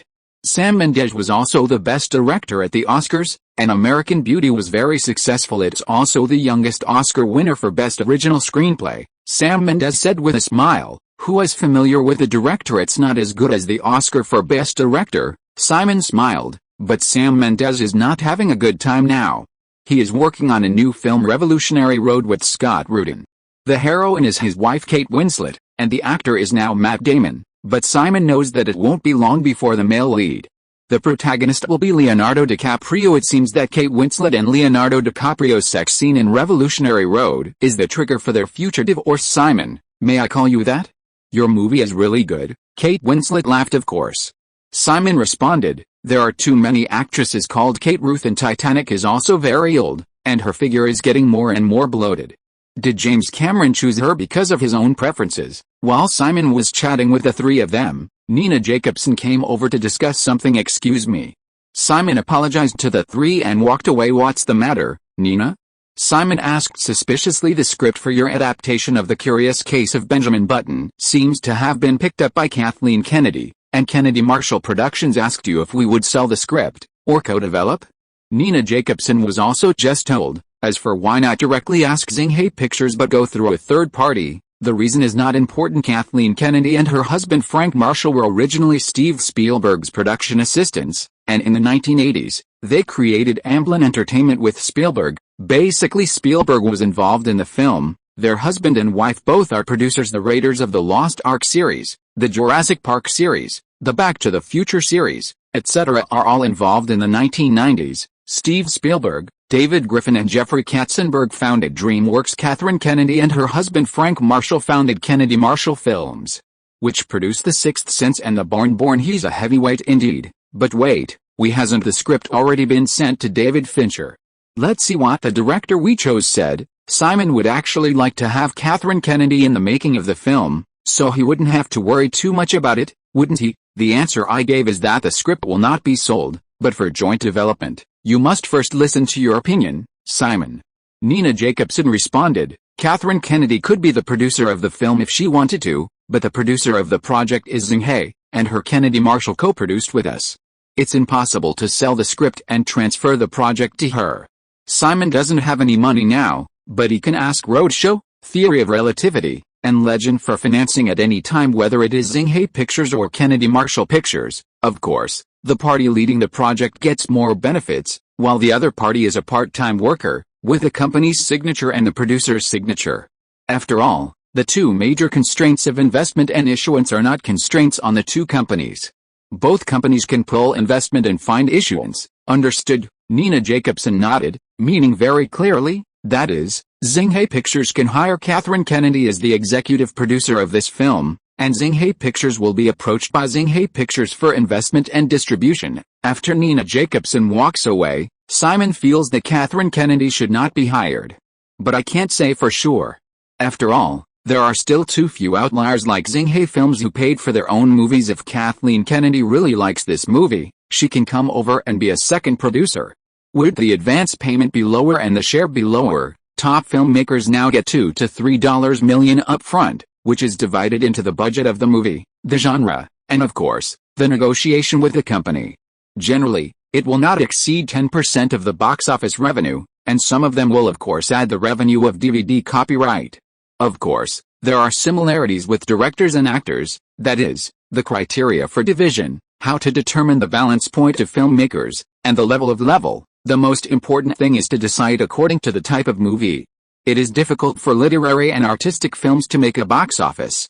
The share can be very high, and the advance payment is reduced. The filmmakers who invest in it also like this. Good luck, the movie is a big hit, and everyone is happy. The income of the producer is definitely not as good as those of the stars. The producer who earns more than 10 million yuan for a movie can count on his fingers. Relatively speaking, the producer's income is linked to the success or failure of the film. The producer basically represents the filmmaker, reducing the movie budget, reducing the actor's remuneration, etc. Low costs can lead to higher profits and more income. Relatively speaking, the main income of the vast majority of actors is advance payment, unless they encounter a big hit movie. The income shared is not worth mentioning. Hello, Mr. Pike. A black couple came to greet them. Good evening, just call me Simon. Mr. Smith, Mrs. Smith. Mr. and Mrs. Will Smith came over, and the speaker was his wife, Jada Smith. I like all three movies you made, and I really hope there will be more of them in the future. Jada Smith and Simon laughed after shaking hands. Really, but I'm looking forward to your family's performance in Knock on the Door with Happiness that will be released at the end of the year. Simon smiled and shook hands with Will Smith. It is estimated that Jada Smith wants to know himself. I actually planned to adapt this biographical film of Chris Gardner. Unfortunately, when I found Chris Gardner, he said that it had been licensed to Columbia. Simon added, oh, what a coincidence. Will Smith was first surprised, and then asked, when is it? Simon responded quickly, I found Chris Gardner around June last year. At that time, When Happiness Comes Knocking has already started preparations, and we will start filming in San Francisco in September. Will Smith smiled. Well, I'm also looking for an opportunity to work with you, Mr. Smith. Everyone is looking forward to the apocalyptic zombie movie I Am Legend that you're going to shoot in New York soon. It's almost a one-man movie. Simon Parker thought I want a good movie, but it's a lot slower. Chapter 58 really helping. Simon and Will Smith had a great chat, with Will Smith currently working on a 2-film project. One is the apocalyptic film I Am Legend that will start shooting soon, the other is the inspirational and tender film 7 Pounds, but there is no director yet. Will Smith is also a producer. After finishing I Am Legend, I started preparing for 7 Pounds, only there is no Superman Hancock that Simon remembers deeply. If I hadn't chatted with Will Smith, I would have hardly remembered that vulgar superhero, and the original heroine was the Oscar winner, Charlize Theron. After I go back, I must look for the script about Superman Hancock. I have never been found, and my current name is definitely not this. After something in his heart, Simon was a little absent-minded, it was a little late, and it was time to go back. As for some men and women in the cocktail party who look right at each other, or you want to make a deal, this is of course normal. After all, this is not a Hilton hotel, and the rooms are ready-made. Walking out of the hall, going to the corridor after a trip to the bathroom, I was bumped by a woman with her head bowed. Well, Anne Hathaway? Simon saw that the person who looked up was actually Anne Hathaway. Simon, it's you, didn't you feel good just now? Anne Hathaway seemed to be drinking a little too much, and her face was a little red. Simon shook his head, helped her and asked, are you drinking too much? Drink a little more. Anne Hathaway explained, oh, I'm going back first. We'll talk later, Simon said, preparing to go downstairs and go home to sleep. Wait, Simon, I want to ask you something, can you take me home? Anne Hathaway's expression seemed to be a little unspeakable. Well, I'll live in Beverly Hills, not far from here, let's go.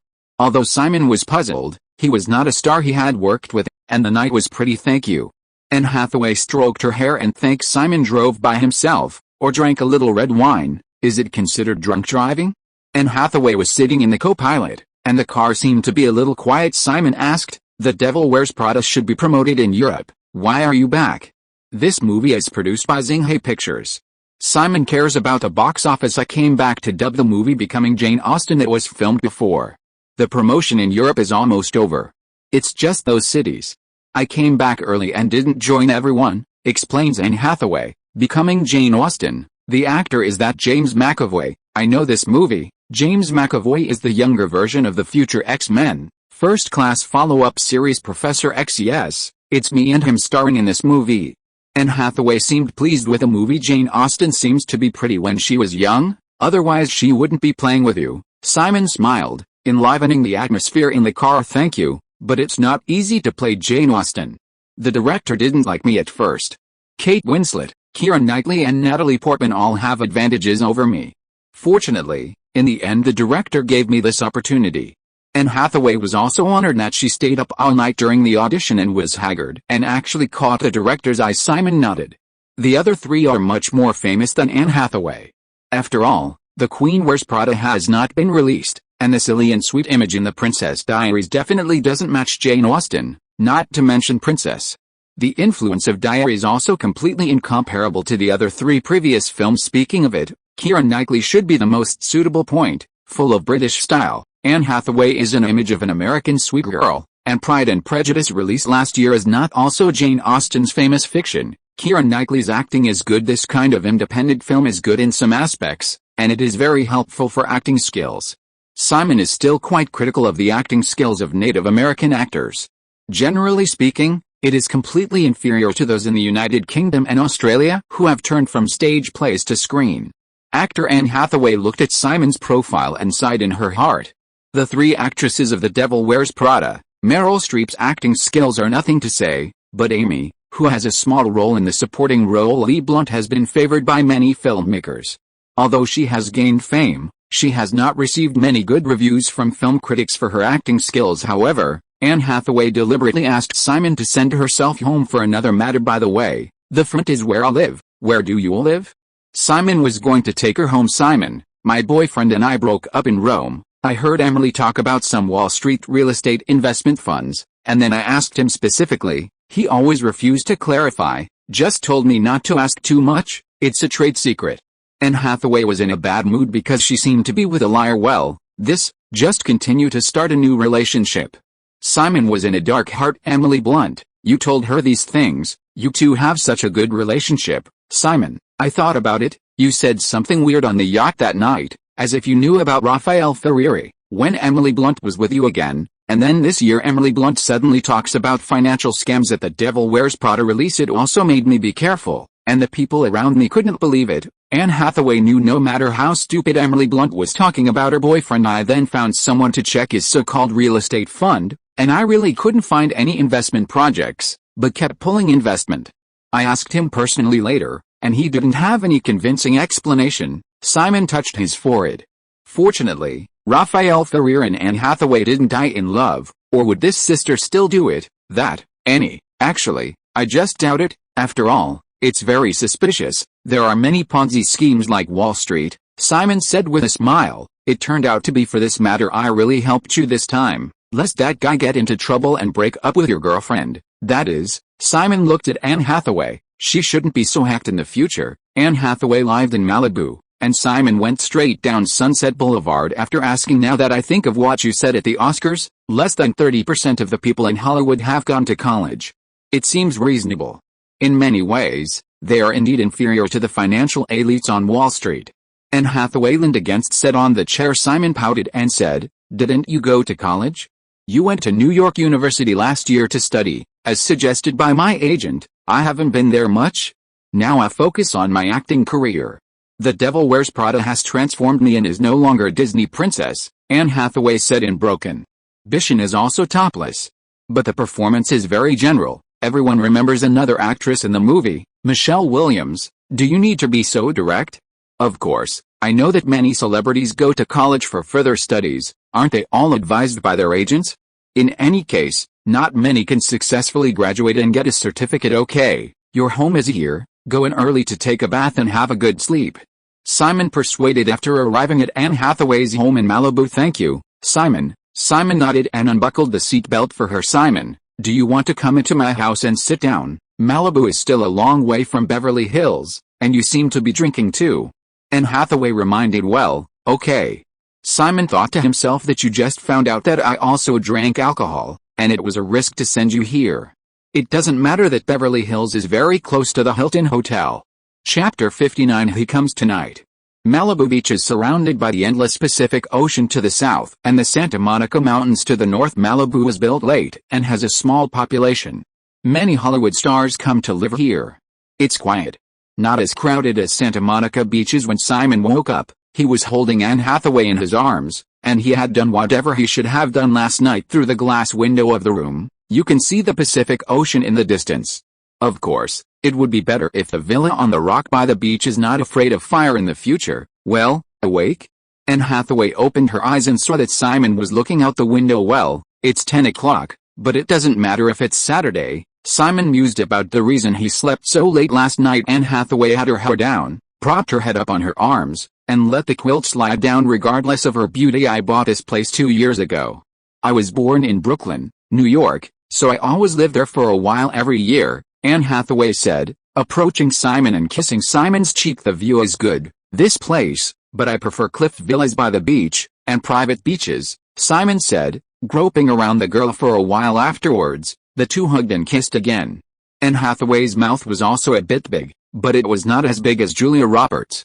Moreover, for Anne Hathaway, Simon also thinks that she is much prettier than Julia Roberts. It was noon when Simon left Malibu, and he and Anne Hathaway didn't say much, which is really nothing in Hollywood. As for what to do with Anne Hathaway in the future, Simon didn't think much about it, and I'll talk about it next time we meet. Now it's business to find out the creative script about Superman Hancock from the Screenwriters Union as soon as possible, and it's okay to leave it to Sonia Roman to do it. Burbank, Zinghe Pictures, received the first box office share of $10 million from 20th Century Fox. Have the North American box office share come? Simon asked. No, there's still the balance, but it is difficult for us to make money from the North American box office alone. It is predicted that the North American box office will exceed $130 million in the end. After deducting the distribution commission and publicity costs, we estimate that it can be divided into about $16 million, which is the North American box office. The market is just enough to recover the cost.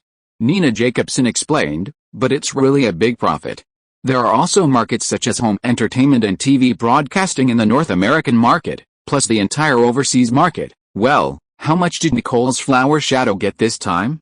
Simon said with a smile, $5 million. Like us, the current return is still $5 million. Nina Jacobson now finally knows why Simon wants to make a movie at her own expense. Who wouldn't be tempted by such a high box office return? The Devil Wears Prada has been released overseas for almost half a month. Now the box office has grown gratifyingly. It has exceeded $100 million. I estimate that the overseas market will contribute $200 million. Simon pondered, it seems that the overseas market for movies is still big. The promotion cost of overseas distribution can be much cheaper than the North American market. After all, word of mouth and outbreaks in the North American market are the best publicity. This is why movies from all countries want to be released in North America.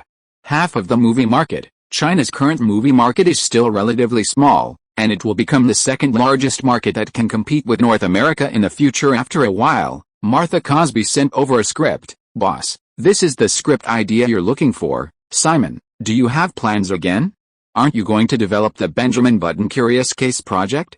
Nina Jacobson was a little puzzled. Oh, I'm just collecting. Simon didn't say much, took the script. The title above said, He's Coming Tonight. It's actually called this? Simon hurriedly flipped it over and looked roughly. This is Hancock, the Superman for all. Just rewrite the script based on this, boss. This script is now 10 years old, and no company is willing to develop it, and our company has a backup, explained Martha Cosby. 10 years. Yes, let Sonia buy the script quickly. The price must be extremely low again. It's a profit. Simon must cut through the mess quickly, so as not to be preempted by Sony again. Okay. Martha Cosby responded quickly and went out. Simon, it seems that your vision is indeed different. You dare to do this kind of idea that no one wants to develop for many years. Nina Jacobson is very pleased.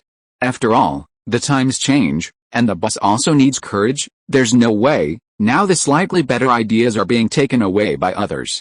Independent producers are fine, but blockbusters are in trouble, and we don't have a distribution network, unless we are really an independent film production studio, with a certain film company. Sign a distribution agreement.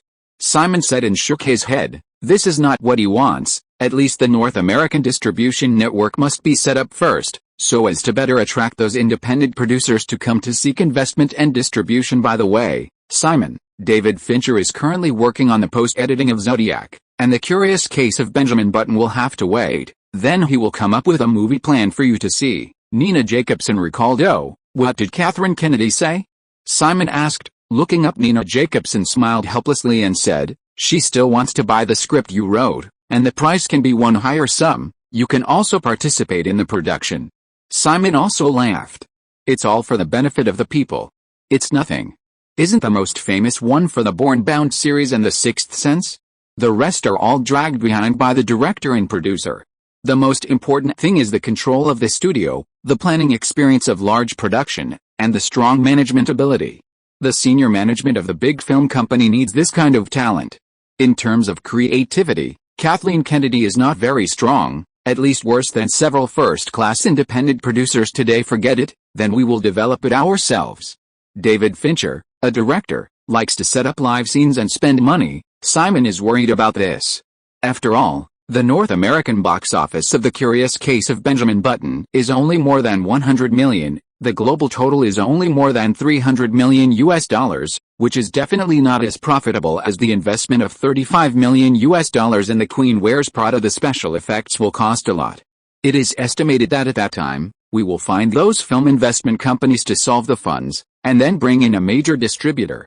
Xinghai Pictures will be the producer, and they will be the co-producer. David Fincher's films are highly rated, and The Seven Deadly Sins is also very successful commercially. Nina Jacobson said with a smile, although Fight Club was a commercial failure, but high artistic attainments. Of course I know his abilities. How could Simon not understand that The Social Network and Gone Lover are both successful movies in the future? The shooting of Spartan 300 Warriors went well, right? Now this is a big project the company is preparing, and Simon certainly cares it went well. Several special effects companies communicated well with director Zack Snyder and met the director's desired effect. This film is considered a special effects blockbuster for the company, and the $65 million is also owned by major filmmakers. Medium-sized investment, Xinghai Pictures is an independent film production company. I still have to go and have a look, and I will feel more at ease. Simon took the money for a bank loan. Chapter 60. I like this number. In Burbank, on Studio 8 of Warner Brothers Studios, intense filming of Spartan 300 is underway. The cast in front of the green screen did look hilarious, with Simon chatting with executive producer Stephen Blunt. After a few months of training, the actors are in great shape. Simon watched as Gerard Butler, who played the King of Sparta, was saying goodbye to Sienna Miller, who played the Queen of Sparta. Yet, in the later stage, special effects will be used to deepen the bulky muscles on some of the actors, which will make them look rougher and tougher. There are still a lot of special effects in this movie, Stephen Blunt said. Simon nodded. The scenes, characters, etc. are all computer generated. This movie relies on the pictures, slow motion, and violent killings to attract people. I looked at Sienna Miller again. She is 25 years old. She is really sexy. She was selected by Simon during the audition. She is a newcomer, and she does not say how good her acting skills are. One of the reasons Simon chose her is that her boyfriend is Jude Law, and she got engaged last year, and Spartan 300 doesn't have any big-name stars. Maybe she can make a small publicity point. After all, Jude Law is still famous, isn't it? Unexpectedly, as soon as Sienna Miller entered the crew, it was revealed that Jude Law cheated on the maid at home. The engagement was cancelled and the two broke up. Simon can only be helpless, but fortunately, her propaganda point is not the focus is on the film itself, color, picture, action, character modeling and other aspects. Moreover, although Queen Sparta is the heroine, the movie is a man's play, and she has not many roles.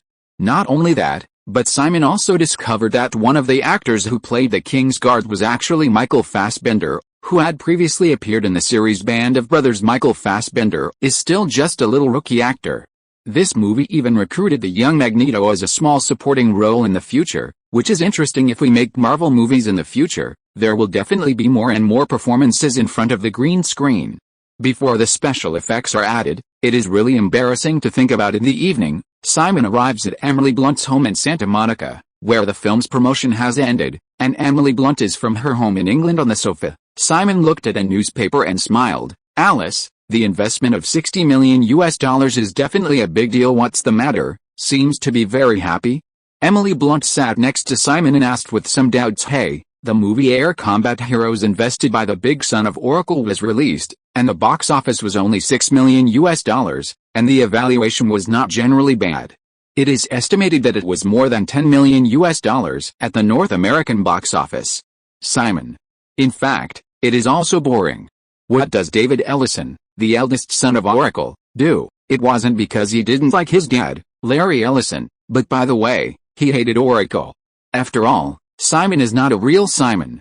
Of course, liking has a strong personal emotional color. For example, there are George Clooney and Richard Gere's gang, who are disgusted in their hearts, personal feelings. Is that so? But he's not short of money. Their family has a lot of money to play movies for him. Emily Blunt just felt distressed about the $60 million production fee. Yet, it's boring. It's fine if this guy loses $600 million at a time.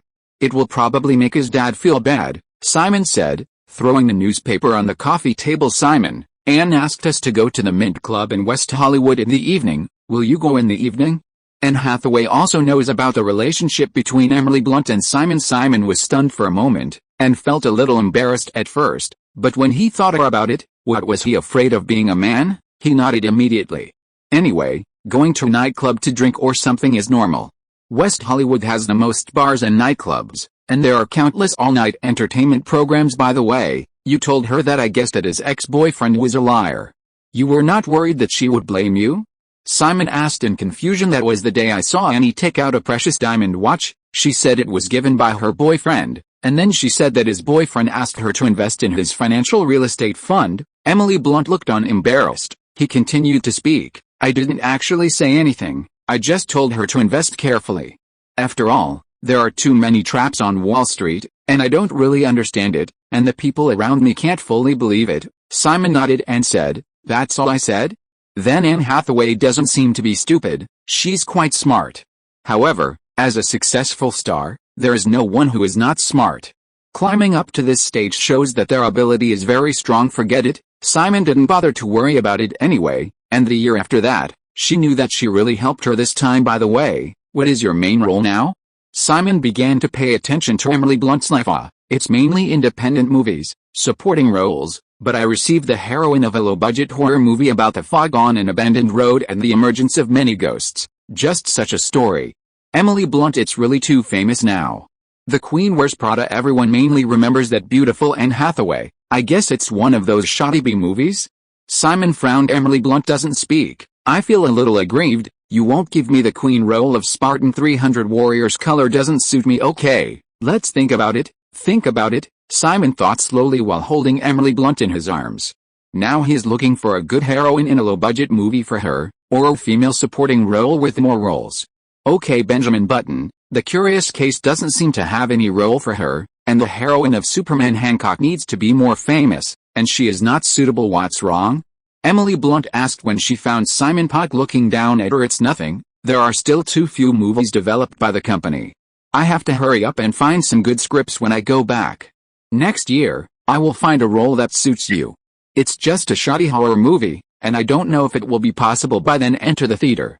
The script Simon is looking for now feels that the investment is too large, and the heroine has to comply with all requirements. Well, I told the agent to turn it off.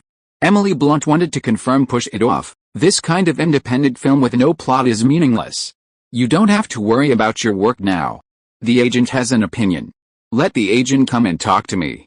Simon waved his hand domineeringly, joking. He couldn't find a good one script. Emily, do you think you can do comedy movies? Simon asked. After all, the less expensive movies are romantic comedies and horror thrillers. Isn't The Devil Wears Prada a comedy movie? I'm sure I can. I can try other genres. Emily Blunt seemed confident in herself. I know. I still have confidence in you and you actors who came from the British Drama Academy and have been polished on stage for many years.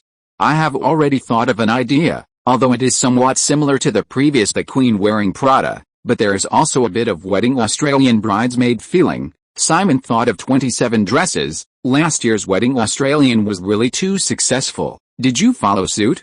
Emily looked up and asked. It doesn't matter, it's just about the bridesmaids. The heroine is a professional bridesmaid. After being a bridesmaid for 26 weddings, she suddenly felt that she was still alone, and then she wanted to get married. Some love stories happened. The Queen of Prada, of course. Various brand clothing appeared in the movie, Simon said with a smile, and I was going to find a screenwriter who participated in The Queen Wears Prada to write the script. After all, he was only involved in the outline at the time. Refinement is also an invited screenwriter. As for why it is 26, because I like this number. Emily Brown nodded. Simon Parker is the winner of the Academy Award for Best Original Screenplay. The idea should be good then. Emily Blunt put her arms around Simon's neck and kissed. Chapter 61. The Three Queens. Los Angeles, West Hollywood, Mint Club on Sunset Street, is a nightclub that is very popular with Hollywood handsome men and women. Simon Pike, Anne Hathaway and Emily Blunt are sitting and chatting. By the way, Annie, are you getting a movie next year? Emily Blunt asked. Yes. About a TV adaptation of the comedy film Confused Detective. The crew has already contacted me, and it should start shooting next year. Anne Hathaway's current plan does indeed have only one movie. Confused Detective, a drama from the 1960s, seems to be quite popular. It should be okay. Simon Pike of course knows that this Anne Hathaway comedy film has exceeded $100 million at the North American box office. I heard in the 90s that Jim Carrey was going to develop this movie, and I don't know how it was not developed until now. Suddenly, there was a restlessness not far away, and Simon turned his head to look. What's wrong? Anne Hathaway had the best sight and said, "It's Paris Hilton and Britney Spears." Simon was stunned for a moment. The two of them have been in the news in the past few years, not to mention Paris Hilton. After the videotape incident in 2003, she began to set foot in the direction of the Hollywood screen. The wealthy wolf girl is not a nameless name. Britney Spears recently divorced her ex-husband and had a lot of trouble, and various topics were never stopped. The incident of her shaved head will be revealed at the beginning of next year. Britney, what a pity, the real American sweetheart has become like this. Simon also sighed for a while. The song is good, the person is beautiful, and now he is starting to gain weight. It's a pity. The dream lover of many men, Anne Hathaway said in a teasing tone, as if she felt different after having a relationship with Simon Parker. No. Simon shook his head, a little annoyed. I forgot to open a record company. It seems that the film company is taking up too much of my time. Huh? As soon as these words came out, The two actresses Anne Hathaway and Emily Blunt felt helpless for a while. When they saw Britney Spears, what did you think was that they didn't open their own record company? Simon Parker really didn't pay attention. I remember many people in my memory. Taylor Swift is about to release her first album. Of course, she is still playing country music, but country music is not mainstream now, and Fruit's sister Katy Perry, I guess she hasn't changed her name yet, because I haven't heard it, so it's still called Katie Hudson, and Rihanna, Dagaga, what are you doing now? It is estimated that they must act quickly, otherwise it will not be easy for them to sign a record contract with others. While Simon was thinking about his record company plans, Paris Hilton came to Anne Hathaway's side. "And your look in The Devil Wears Prada is very good, and your performance in the movie is also very good." Paris Hilton estimates that she only knows Anne Hathaway. "Thank you. This is Emily Blunt, who is also an actress in the movie. This is the producer of the movie, Simon Pike. The producer of The Queen Wears Prada." Fang Xinghai Pictures is Simon's company. Anne Hathaway still introduced it. "Oh, Simon Parker, he is really young and handsome, and he became a famous filmmaker at such a young age." Paris Hilton's eyes lit up and shook hands with Simon, then also said hello to Emily Blunt. "It's all young people, let's play together. Britney will come over later, and it will be more fun for young people to play together." Paris Hilton now hopes to enter the film and television industry. A small role. The Wax Museum of Horror released last year played a role with a little more drama in it, which is currently the most famous. "We're just drinking casually, and we'll be leaving later." Simon didn't want to be involved in such a topical figure in such a hurry. Paris Hilton sat down and approached Simon Pike, busy at work. Simon responded politely. "The movie thing?" Paris Hilton asked almost. "I'm shooting a movie recently called Spartan 300 Warriors." Simon said casually, but looking at Paris Hilton's expression, she definitely didn't know it. Just when Paris Hilton wanted to ask something again, she suddenly stood up, nodded like Simon Pike, and walked straight over there. "Lindsay Lohan is talking to Britney Spears." Simon looked at the situation over there. It turned out to be Lindsay Lohan, and smiled. "Tisk, we saw the three topic queens of the year today." Lindsay Lohan and Paris Hilton looked at each other, but neither paid any attention to each other. The smell of gunpowder was strong. "Let's go. It will be very lively here soon, and it will attract many reporters to squat outside." Simon said and stood up, but it doesn't matter to himself. Anne Hathaway is still quite famous. "Well, Anne, let's go." Emily Blunt took Anne Hathaway's arm and prepared to leave. When leaving, Simon also specially looked at the three topical queens, all of which had changed. Yipu, who turned day and night upside down, made everyone decadent. Lindsay Lohan became famous for her Mean Girls, released in 2004. She has acting skills and good looks. She was supposed to be a star, but she didn't want to fall in. Paris Hilton became a good best friend every night, and now has a feud. West Hollywood is of course the closest to Beverly Hills, so Simon took the two to his villa first. "Simon, I heard that this is Nicole Kidman's house, is it true?" Anne Hathaway was curious. "It's true. I used to live in an apartment building in West Hollywood. I rented a place. This is also Nicole's villa." Simon didn't hide anything. He helped her earn such a large amount of money and rented a villa. Not too much. Simon doesn't know what he thinks, nor does he buy his own house. Emily Blunt said with a helpless smile, "I have high requirements for a house, and I have to spend a lot of time to choose. I'm not in a hurry now. It's pretty good to live here anyway. Will Nicole kick me out? She has several properties." Simon said to the two beauties, poured 2 glasses of wine, and sat down on the sofa. "Where's the highest paid female star?" Anne Hathaway is of course envious. After she filmed The Queen Wears Prada, her salary only rose to $6 million, and if it was an independent literary film, it would have to be reduced. Simon is also very curious. Nicole Kidman is really good, and her salary is still so hard in this case. However, because all the films she shot this year will be released next year, the remuneration has also been negotiated before the release of this year's films, otherwise it will definitely be reduced. The Australia chaos she is preparing now will definitely reduce the salary. After all, the 2 films released this year have hit the street. If you wait until next year's 3 movies are released, Nicole Kidman's box office poison name is really solid. After the 3 rested for a while, Simon sent them home. Santa Monica was closer here, and Emily Blunt got off first. Simon then sent Anne Hathaway back to Malibu. "Are you going back to Santa Monica or Beverly Hills later?" Anne Hathaway asked suddenly when the car stopped in front of her house. "Up, back to Beverly Hills." Simon had been with Emily Blunt for a long time today. Anne Hathaway hugged Simon and kissed it. And then Anne Hathaway straddled Simon as the clothes slowly faded. Simon suddenly remembered the plot of Anne Hathaway in the movie Brokeback Mountain. When Simon left Malibu, it was already an hour later, and he did not get out of the car during that time. If you are listening to this novel on a channel other than Fanfic World, it means it was downloaded and re-uploaded without effort. We warmly invite you to visit our channel, Fanfic World. There you will find the original version of this story and many other novels of various genres. We look forward to seeing you dive into a world of incredible novels. Chapter 62: The Future Queen. It was about Catherine, who was the perfect bridesmaid. After attending 26 weddings, she never found her own happiness. Until she met a columnist, Kevin, and after a series of misunderstandings, the two finally got married.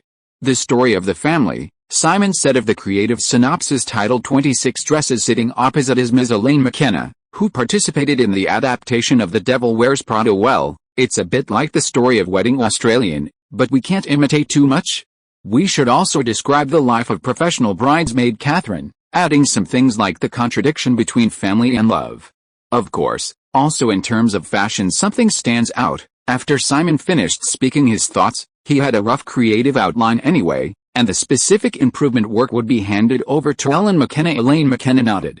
It is indeed similar to Wedding Australian, replacing the best man at the wedding with a bridesmaid, and in terms of women's fashion, it is also a bit imitating The Queen Wears Prada. Elaine McKenna is still good on the adaptation of The Devil of Fashion, helping the original author Lauren Weisberg a lot, but because Simon Pike himself also participated in the previous adaptation, the achievement of the script of The Queen Wears Prada is not as big as the previous life attributed to Elaine McKenna. Understood, Mr. Pike, I will adapt this script well, and I can't imagine that I will be able to cooperate with Xinghe Films again. Elaine McKenna is also very happy. More than 10 years of experience in screenwriting, or because of wearing the Queen of Prada well, this movie project should be launched next year, and the time should be in time. Simon laughed. Elaine McKenna nodded. It's only October, and if you have several months to adapt, it should be enough. Afterwards, Simon's mind was on the record company. Big Machine Records did sign Taylor Swift.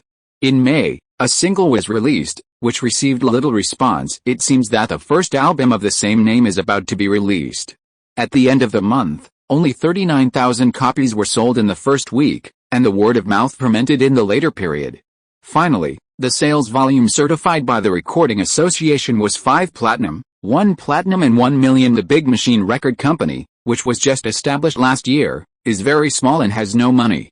The owner is also from Burbank, and the company is also in Burbank. Katie Hudson, who doesn't have a contract now, released a Christian music album a few years ago. Digiga, indeed, just changed its name, but now at Def Jam Records, a rap music label managed by Jay-Z. Rihanna is also in it, and has released 2 albums. As for Simon's favorite Adele, who just graduated from the London School of Performing Arts and Technology this year, the single Hometown Glory is not bad on the internet. It seems that Katie Hudson can be brought over now, but unfortunately, I don't know how to make music. The release is easy to say, and it is handed over to other record distributors. Anyway, it is also an independent music production company. It is somewhat similar to the movie, but the distribution method is very different. He took out his phone and dialed Sonia Roman's cell phone. Sonia, did you find the record company called Big Machine? I found it. It's just a small record company, a signed singer, and only a few staff members. How do you know about this record company? Sonia Roman was very puzzled. And she wanted to buy it too. Then the boss sells it or not? I'll talk about other things later. It doesn't matter if the price is higher. Anyway, the little singer is valuable. Simon is very casual. The record industry is not his future plan at all. Last year, Time Warner spun off and sold Warner Music. When Vivendi Group sold Universal to General Motors did not buy Universal Music Group. The future of the record market will get worse and worse. Everyone knows that it will be stripped away. This cake is not big enough, and Simon also thinks that there will be some profit in the future. After all, the copyright of a singer's record is owned by the company.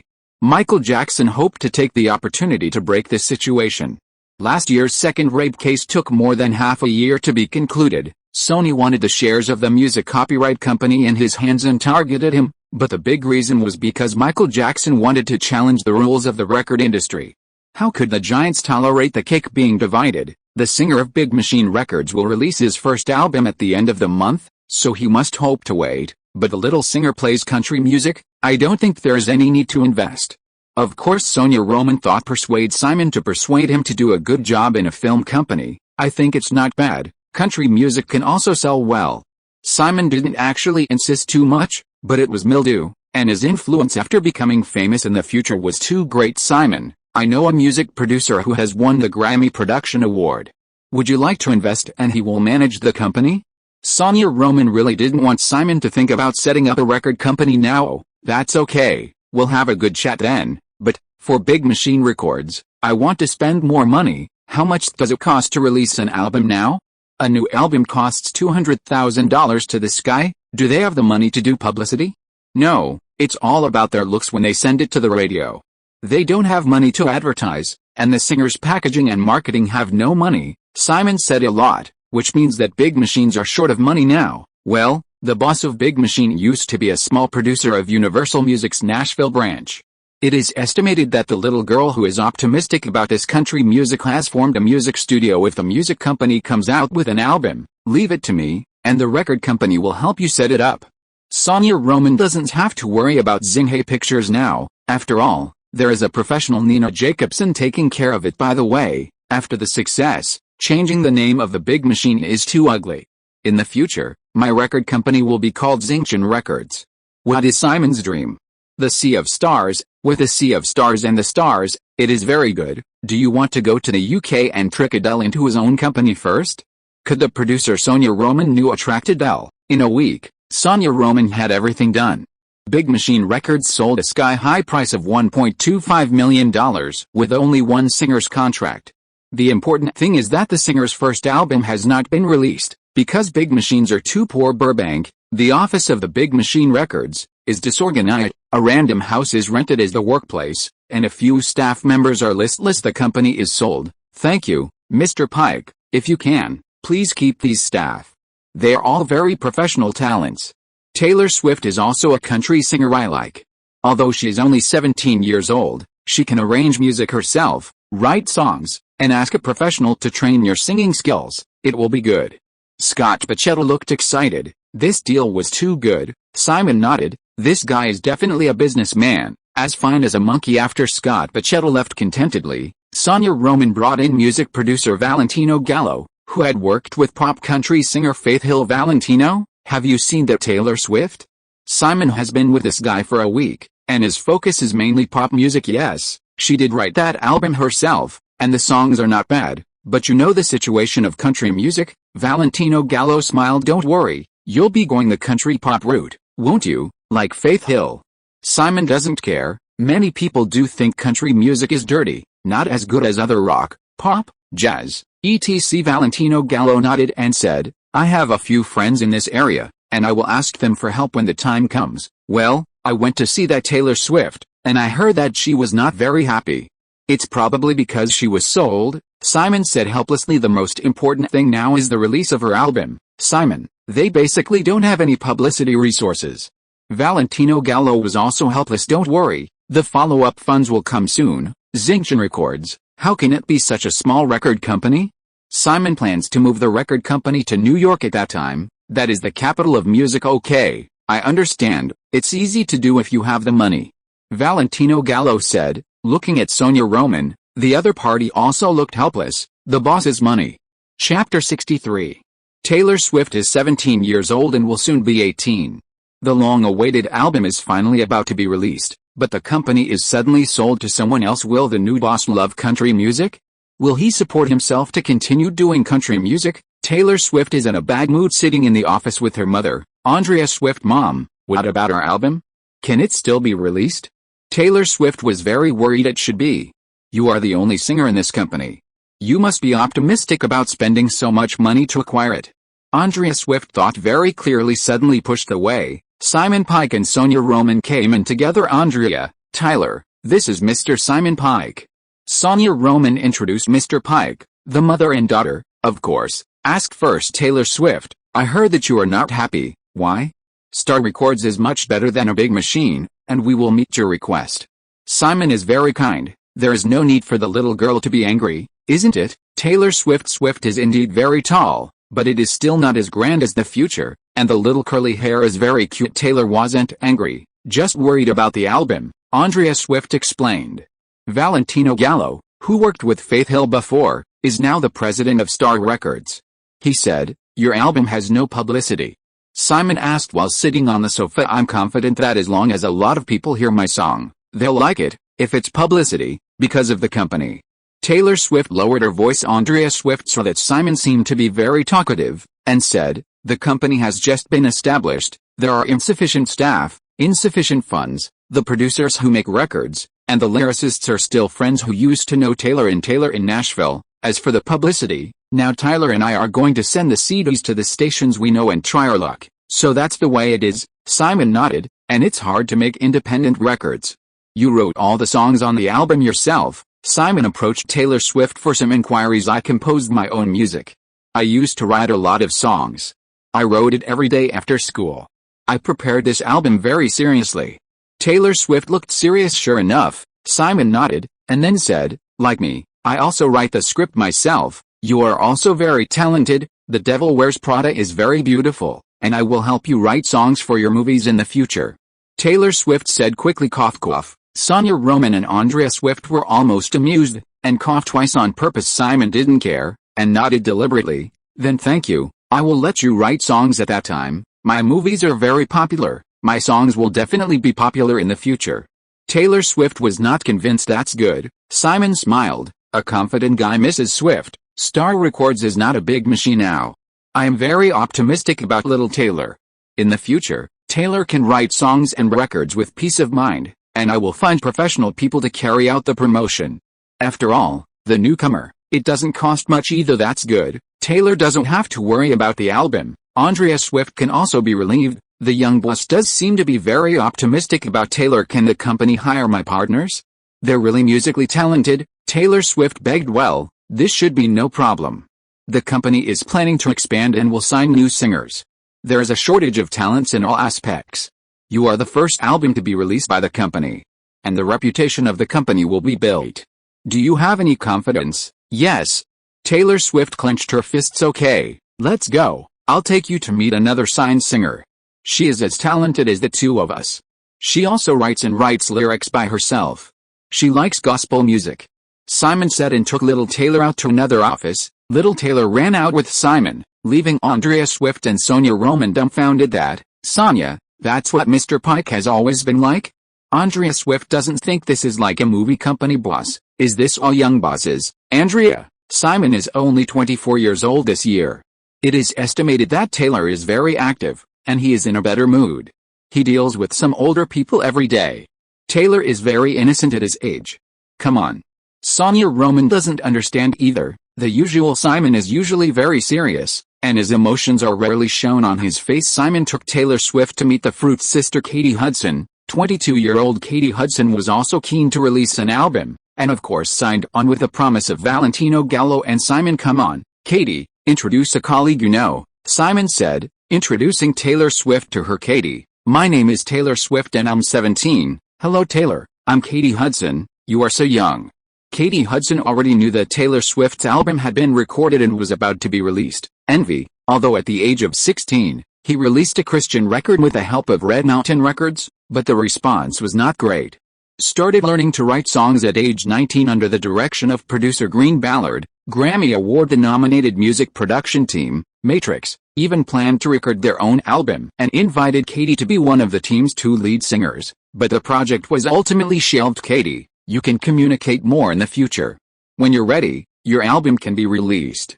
Simon put the two of them together. "Will they fight in the future? Really, am I ready?" Katie Hudson's eyes lit up immediately. "Not to mention, the current Fruit's sister is indeed in good shape, looks good, and still looks very watery. Of course, otherwise what would the company sign you to do? Of course your dreams will come true. Simon is so nice. You see, it's all for the dreams of your group of artists. As for making money, Simon also seems to choose sexually forgotten Star Records, as a small branch under the Simon Star Ocean project, was formed in this way. The person in charge is Sonia Roman, who has experience in a brokerage company, so it is easier to deal with these singers. The president, Valentino Gallo, is in charge of the company's overall operations, mainly production. Subsequently, Simon gave $3 million as a development fund for Star Records, and now there are only 2 signed singers, but Valentino Gallo will slowly discover others at present. Of course, the release of Taylor Swift's album of the same name is the main release. Simon is a shareholder of YouTube and has always cooperated. The development momentum of YouTube this year is very strong. The number of visitors continues to increase, and it has become a piece of the internet that cannot be ignored. Taylor Swift's album of the same name also has the capital of publicity, and Sonia Roman also found someone to start packaging her, and the country music diva is about to be born. Burbank, Star Records, Katie Hudson and Taylor Swift are practicing in the karaoke room. Tired? Take a break. Taylor. Is the release date delayed because of publicity? Katie Hudson asked. Yes, now the company has made a promotion plan. The new album will be released in December. I also want to participate in some organized activities, and I will go to Nashville soon, Taylor Swift said with excitement. Well, the company is moving to New York right now, and there's a lot of musicians there, and I'll be there a lot, said Katie Hudson, a native of Santa Barbara, California. I also go there often, but Nashville is the holy land of country music. I mainly stay there. Of course, I will go back to New York for recording or other things.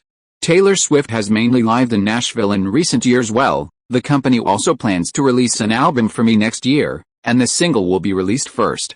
I didn't expect that Xinhai Pictures is still a shareholder of Yahoo.com.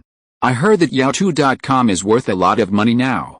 Katie Hayterson is older, of course, understands more. The more money Mr. Pike has, the better it will be for us to release an album, and there will be more publicity. Taylor Swift is now obsessed with albums. By the way, I decided to change my name, and I will use the new name to release songs in the future. What's the name? Katy Perry. Chapter 64 Storing IP. The matter of Star Records wasted a month, and the company finally moved to Tribeca, Manhattan, New York for Sonia Roman. This period of time, it can be said that she is tired and happy. Xinjian Records belongs to Xinhai Pictures, and she can be regarded as a real management company. Simon, these are some manuscripts of novels that I have a good relationship with in New York.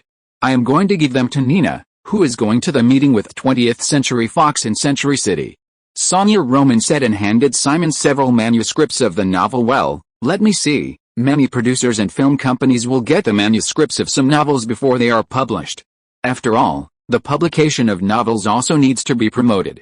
If the film company takes a fancy to it, it is excellent. After all, tens of thousands of novels are published every year, and only a few are made into movies. Simon didn't watch it very carefully. After all, just look at the plot weakness, movement progress. Simon's eyes lit up and continued to read. Author Michael Lewis told the extraordinary experience of the NFL star player Michael Oher. Rugby player Michael Oher weighs 344 pounds, or about 156 kilograms. This isn't that Sandra Bullock's weakness.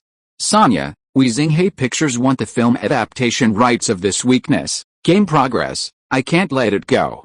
Although the film is only a part of the novel, this film can bring both fame and fortune. Okay. Sonia Roman was not too excited anymore. The company had already bought the script from more than 10 years ago. After Sonia Roman left, Simon was still thinking, and Sandra Bullock, the silly big sister rom-com was the only 90s-era Julia Roberts match in recent years. Because romantic comedy movies have not been as strong as before, there have been too many failures. Sandra Bullock has been a little quiet in recent years, except for the first Agent Fail and a cameo in Crash. Other movies are indeed failures. However, The Weakness, released in 2009, won her an Oscar.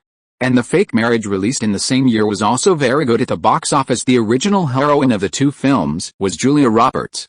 Because of the low cost, Julia Roberts could not agree on the salary, but Sandra Bullock made a lot of money and reduced the salary share. Fake Marriage is a love story about a middle-aged professional female executive who was sent back to her country due to visa issues, and who wanted to stay in the company for her career and stay in the United States in a fake marriage with her American male assistant. The Screenwriters Union should not have the idea of fake marriage.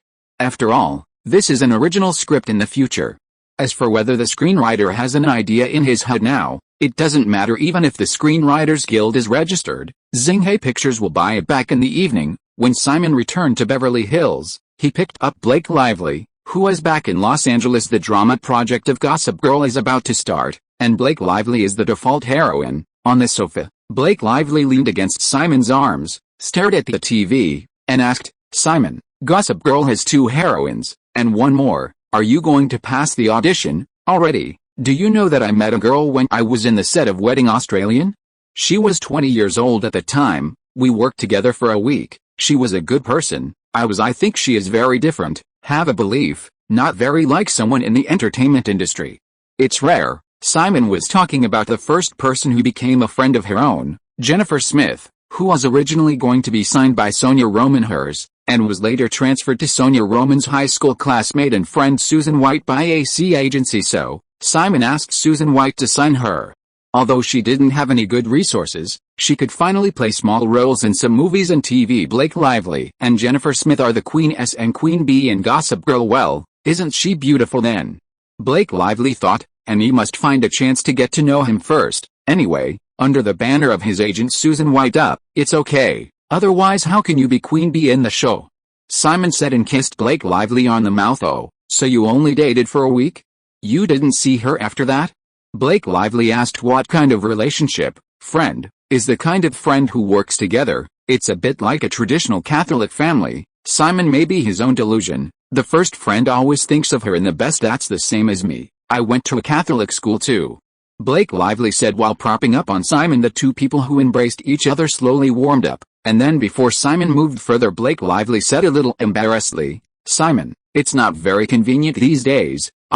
When Simon heard this, he was indeed a little discouraged, so he leaned on the sofa and said a little aggrieved, "Then what?" Blake Lively whispered a few words in Simon's ear, and Simon nodded quickly. Then Blake Lively knelt in front of the sofa. Simon Parker was leaning comfortably on the sofa watching the TV in front of him, his hands lightly on Blake Lively's head, with a head up and down. Who Wants to Be a Millionaire is being broadcast on ABC TV, which is a high-rated variety show that imported copyright from the United Kingdom. Win $1 million jackpot by answering quizzes. Millionaire.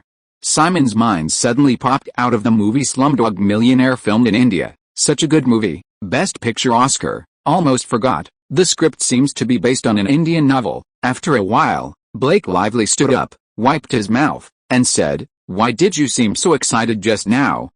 Nothing.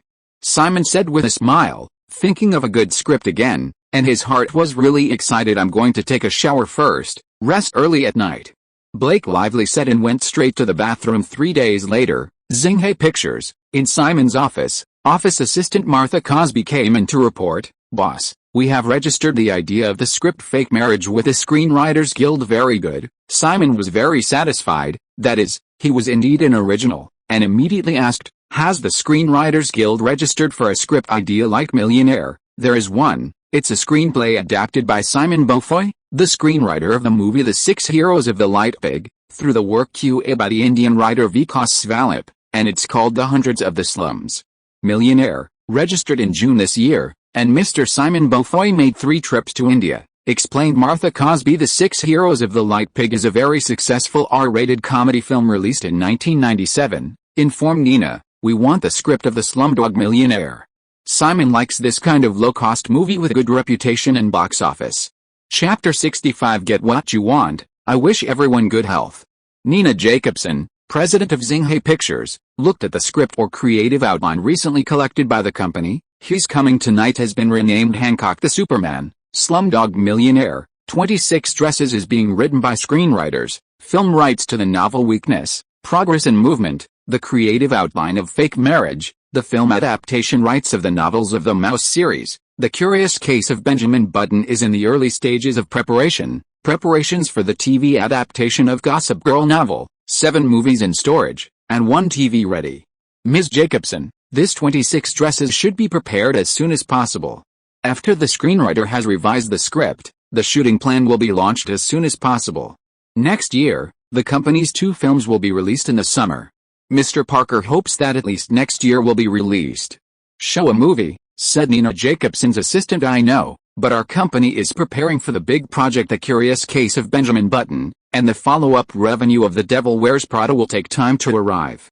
According to the company's previous independent investment practice, it will definitely not work. After all, we are not Disney. We have a strong cash flow. The Disney Group is the only entertainment group in the Big Six that does not accept outside funding to make movies, and his movies are produced with his own funds, of course." Nina Jacobson knows that Simon has opened another Star Records company. The North American box office of The Queen Wears Prada is $14.7 million, which is basically the cost of recovering the company's expenses. 10 million has already come over before, and now the follow-up $4.7 million has also arrived. The overseas box office has to wait, but the European one should be faster, excluding the purchase of scripts and the opening of a record company. The current capital of Xinghai Pictures is about $10 million. At the moment, Simon Pike is in the headquarters of the CAA in Century City, the building called the Death Star, a 12-story building. Without much decoration, Simon has also heard a lot about this brokerage company that will become a giant in the fields of entertainment, sports and culture in the future. For example, regardless of the position of CAA staff, the business card has only the first name without any title. The office does not hang a sign. The conference room and reception room can be used by anyone. And even the payroll is arranged alphabetically by surname. The equal internal atmosphere enables the vast majority of employees to concentrate on their work without the entanglement of interpersonal relationships. The transparent artist management model and the all-encompassing techniques. In order to persuade the stars to join Michael Ovitz, he could stand at the table and dance. Producers, directors, stars, singers, as well as hosts, screenwriters, and even company executives can be their clients, not to mention a model, writer, who is now in the sports world, and David Beckham coming to the Bank of Los Angeles next year. I believe CAA is already thinking about it now. In the office on the top floor, Simon looked out the window. It was true that the higher the place, the more beautiful the scenery. Simon, Carl Icahn did agree to your offer, but the asking price was $90 million, which was higher than what Avi Allard and Ronald Perlman were asking for, but Carl Icahn insisted.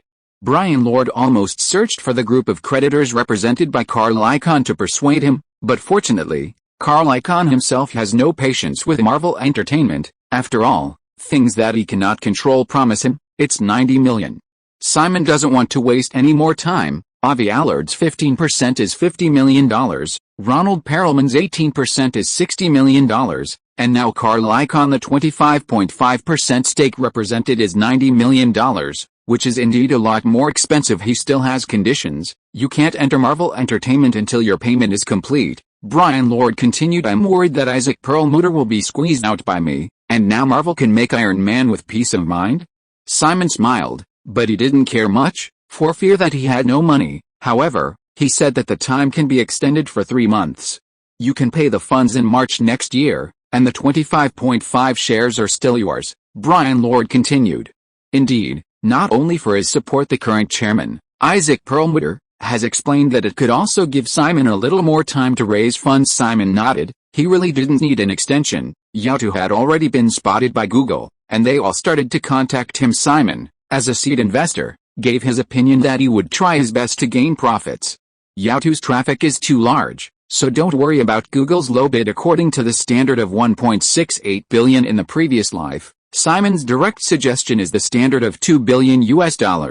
At this price, whether it is a little left or a little right depends on their ability. Okay, Brian Lord nodded, but wondered how he'd raise the money before the end of the year. It's the first time to come to your CAA, it really feels different. Simon also changed the subject after the business was over because this system is very good. Teamwork, resource sharing, and avoiding a situation where one family dominates. Brian Lord smiled again, and continued, different arrangements for a client are served by different brokers, and the expertise of different personnel can also be used. The power of a group of people is always greater than that of one person, isn't it? Simon nodded and said nothing. In short, there are good and bad, and the dispersion of power is more likely to cause turmoil. Night in Beaver, upstairs of the Mercedes-Benz storefront in Lee Hills. This is where Marvel Entertainment's office is located, and a guest came to the office of Marvel Entertainment Chairman and CEO Isaac Perlmutter, the sniper of Wall Street, the king of hedge funds, or the wolf of Wall Street. Carl Icahn can be described by various names. In 2006, his net worth was $8.7 billion on the Forbes rich list, ranking 53rd. Mr. Icahn, why do you want to sell Marvel shares to a 24-year-old young man? I have already started to let Marvel Studios prepare our first adaptation film, Iron Man, and Merrill Lynch's support is enough for us to develop film. Isaac Perlmutter was supposed to be a tough guy, but couldn't be tough on Carl Icahn. Isaac, you have to know that I represent the interests of the creditor shareholders. Simon Pike's price is irresistible, and if Iron Man fails, what will happen? Carl Icahn won a very kind smile. The stock price has plummeted, and investment institutions have withdrawn their capital. From now on, Marvel can only sell character comics and toys. The high debt will also weigh on Marvel. Can you go bankrupt and reorganize again? Silly. Few companies can recover from bankruptcy and reorganization. If it wasn't for the success of the previous Spider-Man series and X-Men series and the success of the stock price, it would have died a long time ago. Also, I have conditions. Whether Simon Parker can raise so much money is still unknown, Carl Icahn said as he stood up and prepared to leave, not forgetting to remind Isaac, if Simon raises funds and he successfully joins Marvel, I advise you to leave as soon as possible. I know very well what major shareholders do to such a poorly developed listed company. Carl Icahn is a Wall Street sniper, has a lot of experience with this sort of thing. Chapter 66. Where did the money come from? I wish everyone a happy life. After Simon Pike and Brian Lord met, he was in a happy mood, and Marvel can already be said to be in his hands. A total of 58.5% of the shares, only need to spend $200 million on the line, and wait for several partners of YouTube and Google to bargain, and Marvel Entertainment is mine. But when Simon Pike saw the director David Fincher handed him the budget for the film The Curious Case of Benjamin Button, his good mood suddenly disappeared. Nina, this? Simon looked at the report and pointed to the figures. Need a budget of $140 million. The actor David Fincher wants to use Brad Pitt, and it is estimated that the budget must be added at least $10 million. Nina Jacobson also nodded helplessly. If this movie is based on David Fincher, if the idea of Key came to shoot, it would be at least $150 million.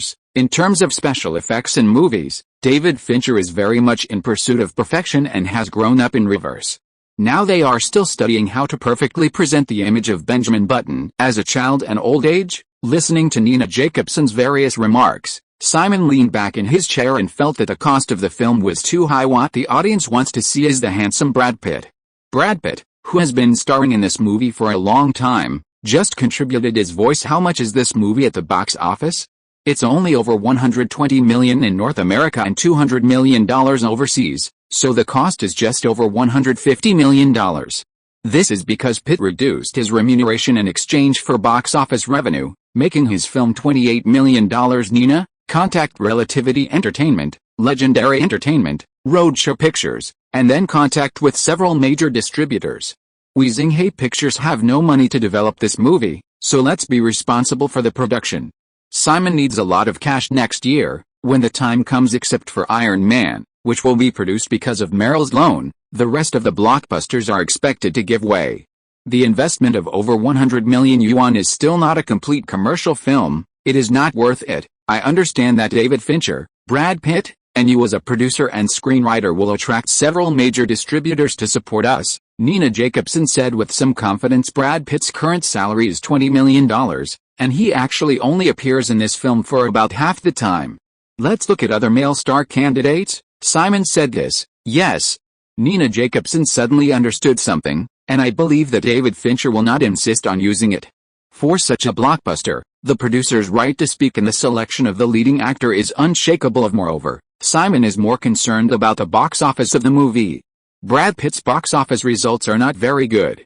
Mr. and Mrs. Smith is not bad, but Angelina Jolie's appeal cannot be denied. As for 11R Hult series, group plays. Simon nodded, but it must be discussed with the investor and the issuer. After all, they paid for it. Besides, director David Fincher is also Simon's favorite director.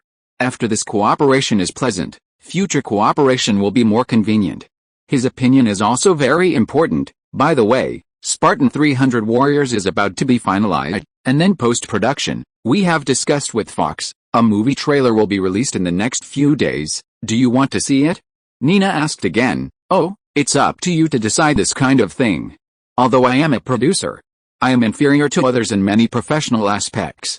The publicity staff should know how to attract people's attention.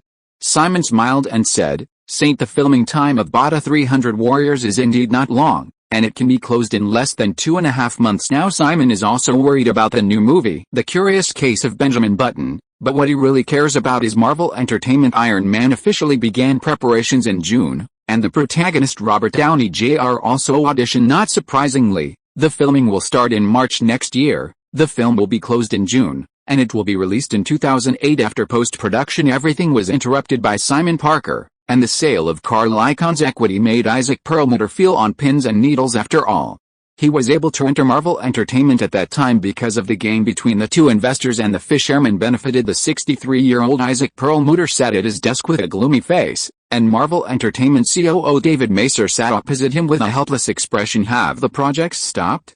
Isaac Perlmutter asked. Stop? Kevin Feige has quit his job now.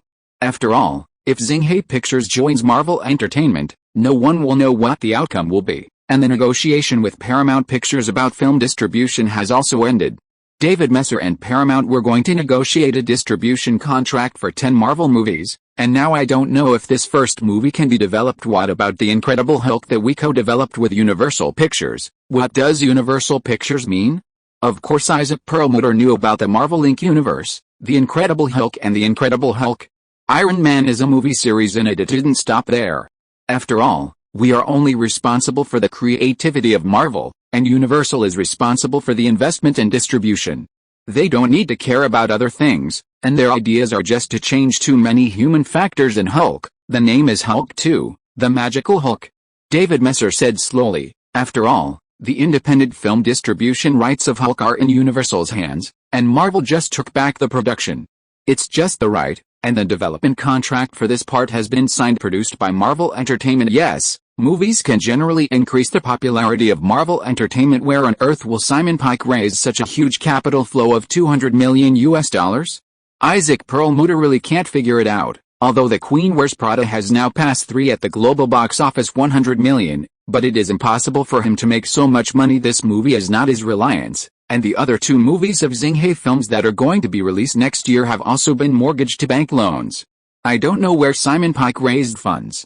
David Macer, of course, was also confused. Listen to Carl Icahn's insight. Xinhai Pictures has already paid him a deposit of $5 million. If Simon can't get the funds in March next year, the money will be given away, Isaac said. Perlmutter rubbed his bloodshot eyes with a look of disbelief. Would you make such a decision without a guarantee? Obviously not. Simon Pike is no fool. He must have a way to raise money. David Macer shook his head. Who would take these millions of dollars for granted? Chapter 67. Lianmei New Management. Nina, who is the publisher who is interested in The Curious Case of Benjamin Button? Simon asked, leaning back in his chair. They are all interested, but the most interested are Warner Brothers and Paramount. Legendary Entertainment and Warner Brothers have already cooperated, and they are very hard at making this happen. Nina Jacobson's tone was very light. After all, this kind of negotiations take a long time. Whatever, no matter which publisher does it, it's fine for 2 publishers to cooperate, and this time I can officially get paid. Simon smiled. Susan White was his own agent. The producer contract and the screenwriter contract are all in AC brokerage, and now she finally has something to do. We don't vote at all? Nina asked. Simon shook his head. His eyes shot out, and he said, Nina, I commissioned CAA to buy Marvel Entertainment for me in September, and the $20 million is the deposit. You wonder why I'm rich? Because Google is going to buy Yahoo. You know, I own 25% of Yahoo. Nina Jacobson is a little confused. Could it be that YouTube and Google started contacting in September, so some of the recent situations in Marvel Entertainment are all caused by you? Nina Jacobson opened her mouth wide. The suspension of the Iron Man project, and the termination of the release negotiations with Paramount. Yes, I already have a way to deal with Marvel Entertainment, and I can own Marvel Entertainment before the end of the year. Simon wants not only 58.5% of Marvel Entertainment's shares, but the complete Marvel. Understood. What does Xinhai Pictures need to do? Nina Jacobson has long understood Simon's first step, storing IP, but he didn't expect it to be Marvel Entertainment. You don't need to do anything, just wait to take over Marvel Entertainment. Simon waited for the successful negotiation between Google and YouTube. Nina Jacobson nodded. Marvel has a lot of characters, but the most popular characters do not have movie rights. Can it really be successful? By the way, MGM Entertainment, which is owned by Sony, held a reception about Tom Cruise's entry into United Artists. It was held at Sony Studios and invited us. Nina Jacobson thought of another matter. Simon nodded. Cruise Wagner Productions finally negotiated the cooperation with MGM. Alice, Sony Studios, formerly known as Columbia Studios, has 16 studios in a large location in the Culver City area of West Los Angeles, and the real creation of Culver City is actually MGM. Just like the early 20th century Fox created Century City. At its peak, MGM owned a 400-acre studio in Culver City after Las Vegas casino tycoon Kirk Kerkorian took over MGM. He operated MGM as a hotel and entertainment city. The source of MGM Golden Palace was MGM Pictures, and the studio area was sold for real estate. Developers, props, tape, posters, etc. are auctioned all night. Today's MGM Group is just an independent film company controlled by several investment companies headed by Sony. In the banquet hall of Sony Studios, a grand media conference is being held. Harry Sloan, CEO of MGM Pictures, officially announced that Paula Wagner, the partner of famous movie star Tom Cruise, will be appointed as United Artists. While Tom Cruise is in charge of film production, United Pictures also got a $500 million line of credit account at Merrill Lynch for Tom Cruise. Hey, that's how it turns out. It's estimated that Wall Street funds want to invest in movies. Simon sighed a little while standing not far away. He thought that Cruise Wagner Productions had bad Miami Pictures. Nice, Simon. It is estimated that Tom Cruise finds a distributor for his film. MGM really needs him now. 3 to 4 movies a year, and MGM starring Tom Cruise is of course tempted. Nina Jacobson could see clearly, but if Tom Cruise can't get the $500 million loan from the Merrill Lynch account, Cruise Wagner Productions wants to dominate United Arts. Also impossible. Well, Miami has a history of more than 80 years. Tom Cruise is a Hollywood superstar, and he just broke up with Paramount in an unfriendly way. It's all news. The investors behind the MGM Group also thought grab a slice of the fiery movie market, Simon said, and looked around. It is true that they are mainly people from independent film companies, and the prestige of MGM is indeed worse year by year. It seems that Sony doesn't care about such trivial matters. Nina Jacobson smiled. After all, Sony owns 20% of the shares of MGM Holdings. Whatever, what Sony wants is the home entertainment market of MGM's strong film library, and the rest is not important. And MGM has no overseas distribution network, and the overseas market distribution is also Sony Columbia. Simon was stunned. Sony, this acquisition last year was really worth it. The MGM Group is independent. Its parent company is MGM Holdings, which was established by Sony, and MGM's losses or debts are all owned by MGM Holdings. Hi, Simon, Nina. Lionsgate CEO John Fitmore came over. John, which part of the Saw Cry series released by Lionsgate on Halloween is going to be released? Simon asked with a smile. Saw Cry 3 was just released this year according to Idea. This series must be released every year, and the number of the series will depend on the market's response. But judging from the current situation, we can already start preparations for the next one. John Fishmore knows what Simon means. After all, Lionsgate previously announced that Saw 3 was the end of the series, but Saw 3 opened its first 3-day weekend with $34.3 million. The cost of Chainsaw 3 is only $12 million. With such strength, who'll not continue to shoot? Simon smiled. Of course he knew that this series had great benefits, but it wasn't his own, and it was useless. Simon is interested in 2 important characters in the Chainsaw series, director Wen Ziren and screenwriter Ray Warner. Although the director of the second and third films is no longer Wen Ziren, he and Ray Warner also participated in the screenwriting for the talent of this horror film group. Simon had to find a way to track his subordinates, and the 2 of them cooperated with Dead Silence to be released next year. What's more, the future Insidious series as well as the Conjuring series and its spin-off series are classic horror movies. Chapter 68 Both Loses? Just as Simon Pike and Lionsgate's John Fishmore were talking about the release of No Country for Old Men, on the other hand, Paula Wagner, who had just become the CEO of United Artists, chatted with Nina Jacobson. Nina, if Xinghai Pictures needs to distribute and finance a movie in the future, Miami Pictures is very welcome. Miami Pictures, managed by Paula Wagner, has a strong independence and can distribute movies independently. May's own distribution team has long been disbanded, and now MGM United uses the same distribution team. Thank you, Paula. Xinghai Pictures also hopes to cooperate with United Artists in the future, Nina responded. After all, many of the male protagonists of The Curious Case of Benjamin Button now support Tom Cruise as the protagonist, and then said with a smile, also, congratulations to Tom and Katie's wedding soon. Since Tom Cruise and Katie Holmes gave birth to Suri Cruise in April, their wedding dates have been leaked every now and then they have repeatedly refuted the rumors. This time, Tom Cruise's spokesman personally announced that the wedding will be held in Rome, Italy on 11.18. In November. The blockbuster that audiences are looking forward to is MGM's latest 21st installment in the series 007 vs. Casino Royale. The first in which Daniel Craig plays the leading role, of course. The current publisher is Sony Columbia, and MGM United is involved in the production. This is also the last unfilmed novel by the author of the novel, Ian Fleming. In fact, this novel is also the first published by James Fleming. Bond novel. Another Hollywood-related event is Google's $1.98 billion acquisition of video sharing site YouTube. Originally, as the internet industry, this kind of acquisition had nothing to do with Hollywood, but the name of Xinghai Pictures, Simon Parker, appeared among the shareholders by selling the stake in YouTube. Simon got $495 million in funding, which is what caused the effect in Hollywood subsequently. The news that Xinghai Pictures successfully acquired 58.5% of the shares of Marvel Entertainment also quickly broke out. It turns out that a video sharing website that was founded less than 2 years ago would be worth so much money. CAA's Brian Lord still couldn't believe it. Brian Lord came to Xinghai Pictures to discuss the follow-up plan for the privatization of Marvel Entertainment. The technology industry has always been like this. In the technology bubble of the year, you have also seen how high the market value of those companies can be. Simon sat on the sofa, not at all surprised. Moreover, nearly half of the shares of Marvel Entertainment are not on their own hands. Isaac Perlmutter's company has 25%, and the rest are small households in circulation. Simon, have you decided?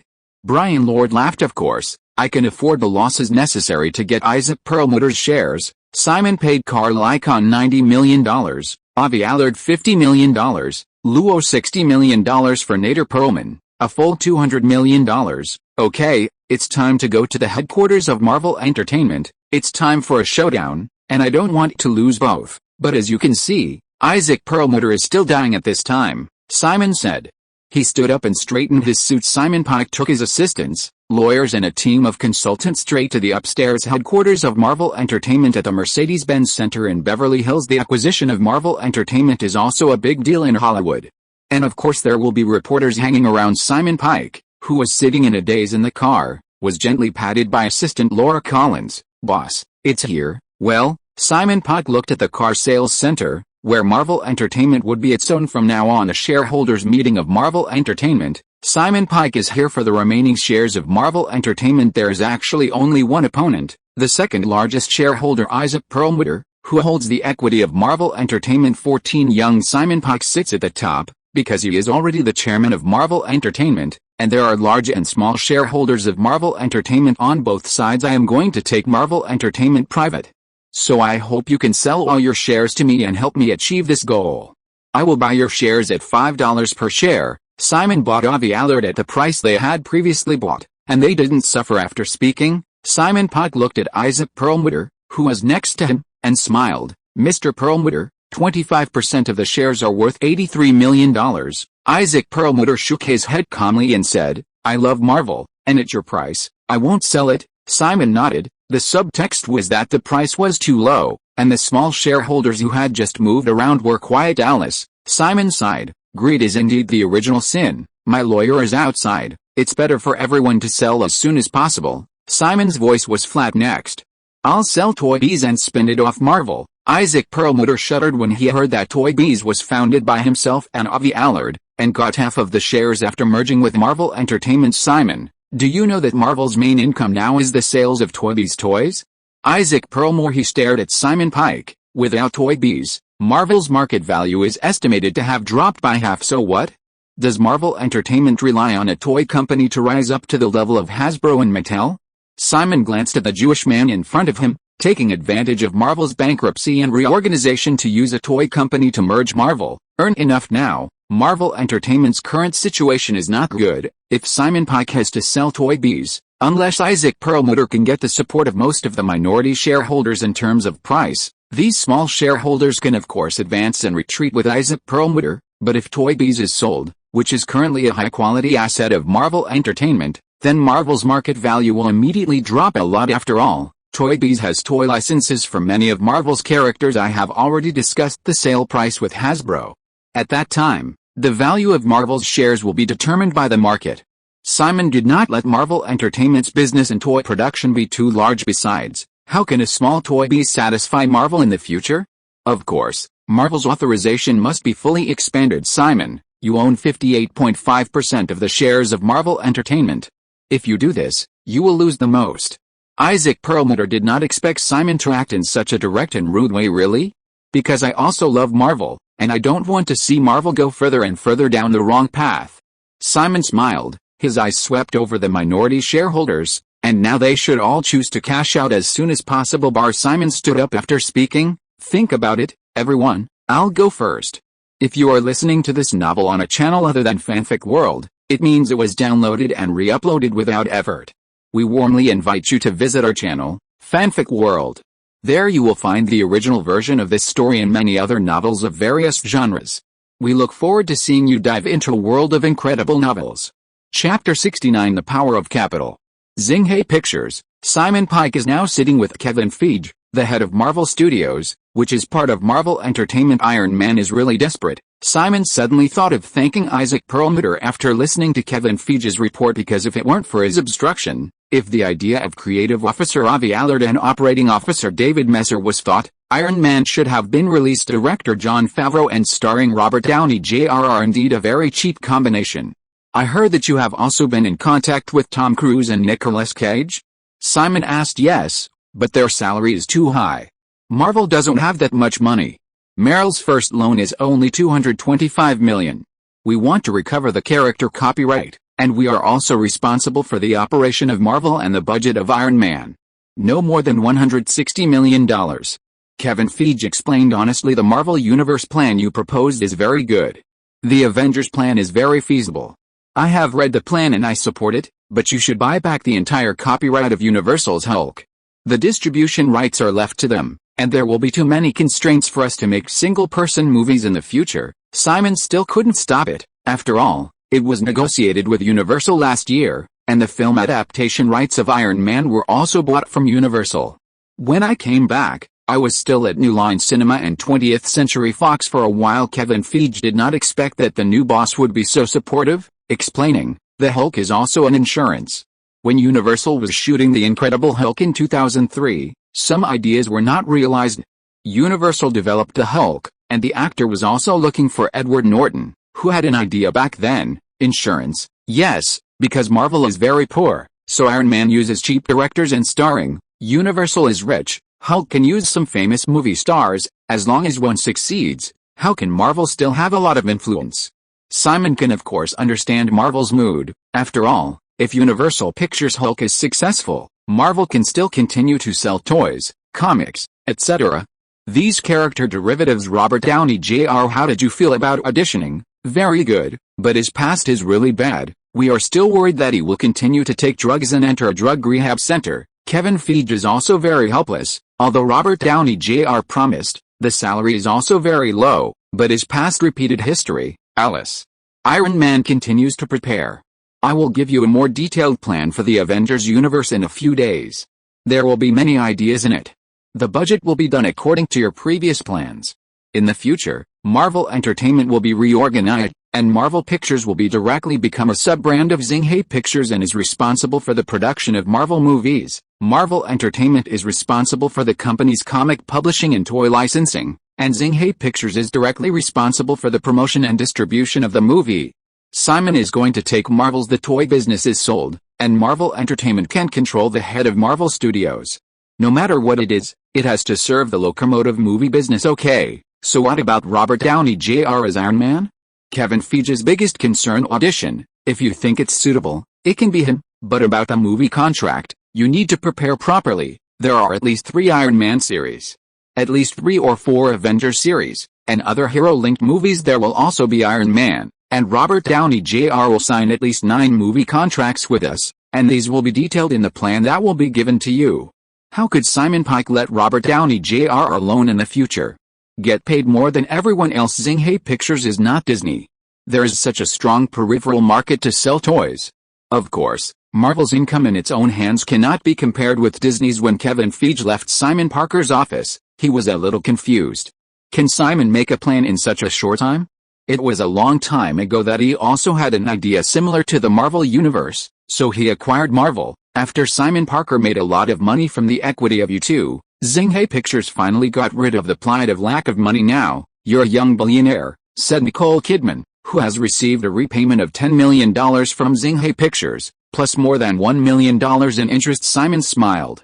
It has indeed changed a lot recently. The people around him, the filmmakers he knew, and the filmmakers he didn't know, were much more polite to him. The remaining shares of Marvel are slowly being bought back by me. It is estimated that it will cost about $140 million. The previous $200 million. This is $340 million. Simon calculated. Xinghai Pictures currently has available funds $175 million. When the commission is paid to CAA, it is estimated to be $4 to $5 million. $170 million to make at least 3 films. Nicole Kidman's eyes were flickering. Her mind was spinning fast. She looked at Simon, making money at his speed. It won't take long for him to enter the Forbes rich list, with a net worth of $1 billion. I thought you were making money from movies, but I didn't expect you to invest in the internet industry. This is too difficult. There are countless startups every year, Alice. Nicole Kidman is not a senior investor, nothing more than buy real estate as an investment. How much real estate do you have in the United States now?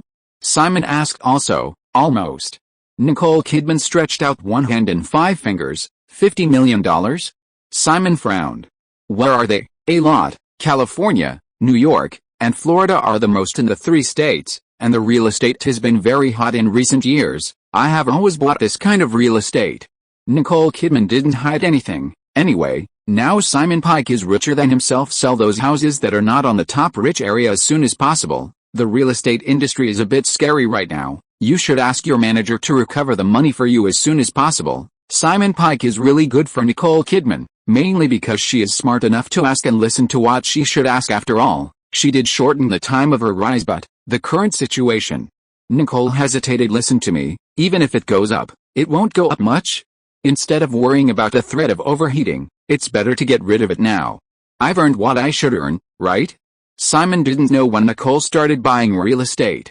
I think it was after 2003, when she won the Oscar. The salary went up, and the price of the house did rise very fast at that time. If it was in the era of the technology bubble in 2000, when I entered real estate at that time, I would have made a lot of money now. Nicole nodded and said that she would seriously consider it. And Simon Parker also understood his gratitude. Chapter 70. Recently, the company has received a lot more movie investment projects. Simon sat in his boss's chair with a leisurely expression. It's not, but it's because Xinghai Pictures has abundant capital now, and many people have invested in us for projects. In the past, most of what we received were just scripts or ideas. Nina Jacobson has been paying attention to The Curious Case of Benjamin Button, but still took the time to read the film plans received. I've watched some. Many of them are small-budget independent films, and there's nothing too eye-catching. Simon took a sip of coffee, and the company's own 26 Dresses is also in preparation. By the way, Simon, what do you think of David Fincher? Nina asked. Simon thought for a moment and said, how can I say it? He is very talented, like an independent director walking under the Hollywood system. He is essentially an anti-authority person, but he has been making films for the Big Six, and his personal style of films is very strong. Don't like to follow the rules, yeah, love it and hate it. There's a movie like The 7 Deadly Sins that has a good box office, and soon another movie, Fight Club, that has a poor box office. The movie has a good reputation, but I don't like to please the audience. Of course not, Nina Jacobson said with a smile, and continued, remember when the 20th Century Fox distribution manager saw the Fight Club cut and said David Fincher was a jerk? Oh, what do you say? Simon became interested. Men don't like to see Brad Pitt without clothes, and women don't like to see Brad Pitt with blood on his face.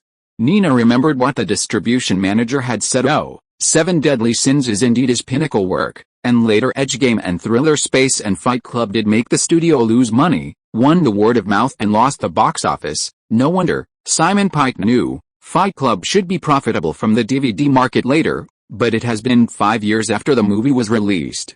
David Fincher is still very interested in your adaptation of The Curious Case of Benjamin Button, but the budget is too high. Fortunately, Warner Brothers and Paramount are all supported, plus Legendary Entertainment and Roadshow Pictures. Enough money. Nina Jacobson has decided to work with A4 to develop The Curious Case of Benjamin Button. Paramount, don't they object to using Tom Cruise? Simon laughed. Fortunately, Paramount is the North American distributor of the movie, and Warner Brothers is the distributor in the overseas market, and they all want to make money. If Tom Cruise is more suitable for the box office than Brad Pitt, of course they will not object. Nina Jacobson knows the faces of these filmmakers. The reason now is that Tom Cruise is more expensive than Brad Pitt. Although Tom Cruise's current situation and image are not very good, his appeal in the global film market cannot be ignored. Simon is also in a dilemma. Now there are only a few top Hollywood male stars. As for those comedy stars, they have little influence overseas. David Fincher wants you to support him in using Brad Pitt. Nina Jacobson looked at Simon and said, after all, the first producer of the film was Simon Pike, and his decision was very important. Whether it's Warner Brothers or Paramount, we'll definitely support Simon on this matter. Let's see, how much has The Babel played by Brad Pitt been released so far? Simon asked. It has been released for 3 weeks. And the cumulative North American box office is $12 million. Because it is an independent literary film, the reputation is good, but the prediction agency thinks that the North American box office is more than 30 million, and the main market is overseas. Nina Jacobson knows Simon asked about Babel, which was released at the beginning of the month. Alice, Brad Pitt's acting is still very good, and David Fincher's 2 highest-rated movies so far, The 7 Deadly Sins and Fight Club, both starred in him, and it's no wonder he likes to use Brad Pitt. Simon is embarrassed because Tom Cruise's appeal is strong, but it must be divided. Although they are all from the $20 million club, $20 million for Pitt is absolutely enough for this movie. Tom Cruise is sure it is to ask for $1 million or a few million and then add a better share for big stars like them. The share is the box office and DVD revenue share, especially Tom Cruise. The share is higher. Simon, that, we have contacted Tom Cruise. His schedule is in the second half of next year. He will help Liam film A Lion in the Mouth, and it will be released next year. The schedule is a bit urgent. Nina Jacobson added another fire this, forget it, let Brad Pitt audition and see the effect. The budget of $150 million can't be more. Brad Pitt's salary will give him $20 million. Simon ignores David Fincher. How to do it? You must save it elsewhere. If you don't force the director, he will use as much as he has the budget. This is a bit literary. Are you sure that Brad Pitt will not share the risk? Nina's idea is to reduce the advance payment. Is it more insurance? It's not necessary. David Fincher likes to pursue perfection. He has 1,000 ways to spend the money he saves. Simon doesn't want to be made too much by the actors, so he will have less. I don't know if Susan White can get a $3 million advance payment for herself, and she is still a screenwriter. It would be better if you divide it into a high point. Okay, since Simon Pike is so confident, Warner Brothers and Paramount will be more supportive. By the way, regarding the Project 26 dresses, the director, I took a fancy to the dance that was released in the middle of the year. The director of Out of My Life, get in touch and come to the company to chat. Simon Parker felt that it would be beneficial to allow the director to participate in the project as early as possible. A 40-year-old young female director, and Fletcher, dancing Out of My Life is her debut film, and the filming is really okay, but she has been active as a choreographer before. Is she okay with 26 dresses? Nina Jacobson was a little worried. It's just a youth romance, a romantic comedy. The performance in Dance Out of My Life is good, but the dance aspect is removed. Simon hasn't said yet, and the next Fake Marriage is the same. For a romantic comedy, Anne Fletcher will have a lot of cooperation with Zinghe Pictures in the future. Well, I will also pay attention to the adaptation of the script of 26 Dresses, the company's own film. Nina has to be concerned about it. Chapter 71, Simon and AMP contract. The film The Curious Case of Benjamin Button, produced by Simon Parker, Warner Brothers and Paramount, directed by David Fincher, and the actor Brad Pitt, has a budget of $150 million and is based on the famous American literature of the 20th century. Home based on the Francis Scott Key Fitzgerald novel. Since the announcement, it has had a great influence.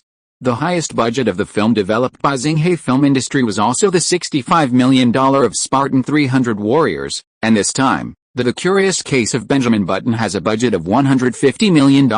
In the conference room of Zinghe Pictures, several producers and directors of the film are having a meeting. Jim Davidson from Warner Brothers, Merrick Paul from Paramount, representatives of Legendary Entertainment and Village Roadshow Pictures, etc. David Fincher said with a black-framed eye, now about Benjamin Button's teenage scenes, I'm going to use a diminutive actor to play the childhood Button, and then use a two-dimensional composite method to make Brad Pitt's makeup face projected onto the diminutive actor's face. Simon thought about it for a while, but asked, the special effects company is the leading company in the digital field, right? Yes, their technology is exactly what we want.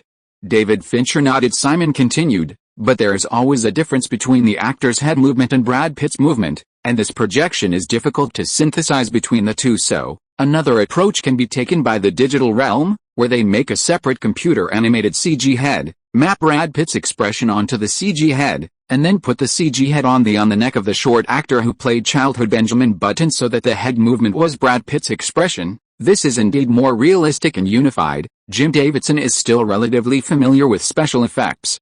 David, I think this is better. David Fincher thought about it, touched his beard, and said with a smile, Simon, it seems that I'm really behind in the special effects. Your idea is much more perfect. For David Fincher, who strives for film excellence, to add to the quality of the film, that would be great. About the heroine candidate, Simon, do you have any opinion? Marek Paul asked. After all, the heroine also has a lot of roles, and her acting skills should be good. David, what do you think of Cate Blanchett? She also worked with Brad Pitt on Babel before. Simon looked at the candidates on the list, and indeed Cate Blanchett was a good fit, inexpensive and good acting, and Nicole Kidman, who doesn't have a schedule, is filming Australia, and other Julia Roberts, etc. Too expensive. The heroine Daisy's journey from young to old needs someone with good acting skills. Let Cate Blanchett audition first. Her acting skills are good. David Fincher said the rest of the roles, David, you pick as soon as possible. The film will start shooting in March next year, Simon said, then looked at Nina Jacobson. Nina Jacobson said, we chose the New Orleans area for the filming location, where the discount is the greatest. We will build the scene in New Orleans first. The New Orleans area, which has been through the hurricane not long ago, does have a great deal, which is something that the studio has to consider, and it will be fully coordinated with the filming there. There are many things to discuss in the production of a movie, especially for such a large-scale production. The main creators of the movie often need to discuss. However, after the shooting starts, the director will control the set. David Fincher is still very capable. If you find him to direct, the movie will definitely be his style. After the meeting, Simon returned to his office, where agent Susan White had gotten his contract advance, $2.20 million box office revenue share. 7.5% DVD revenue share. 7.5% $300 million at the global box office, which is twice the budget, and $500,000 in prize money. TV media are on the movie revenue reaches the balance point, and the excess part will add 2 points. This will basically not appear, unless the movie is a big hit, unless the net profit of the film company becomes a positive number. The box office revenue share is of course deducted from the cinema and distribution commissions. Due to the differences between North America and overseas, 40% of the global box office is used as the base, and 15% of the distribution commission is used. The base of Simon's box office is 25% of the global box office. After all, the distribution department of a film company charges a minimum of 15% of the distribution commission for its own film DVD revenue share. Simon's revenue share is 25% of the total revenue as the base. Of course, the home entertainment department of the film company takes the big part, and the home entertainment department of the movie group generally takes 65% minus 80% as the cost, and the rest is only it is the share base of each director, producer, and actor. Of course, the real cost is estimated to be about 30% of the total income. After all, DVD revenue is now the largest revenue from movies, and it is also the main force in the home entertainment market. After 2010, the main force in the home entertainment market will become digital TV streaming media. DVD is the cold winter. Of course, the majority of Hollywood movies has always been the entire home entertainment market. Since the advent of videotapes and VCDs, theater revenue has never exceeded the home entertainment market. Of course, the vast majority of people who are eligible to take DVD revenue share are based on 20%. Because Simon is a producer and screenwriter, he also has a certain reputation now. Negotiating time to have some confidence. Hey, it seems that I am not famous enough. If it is a top producer, the advance payment is estimated to be $3 million, and the proportion of the share is more than 10%.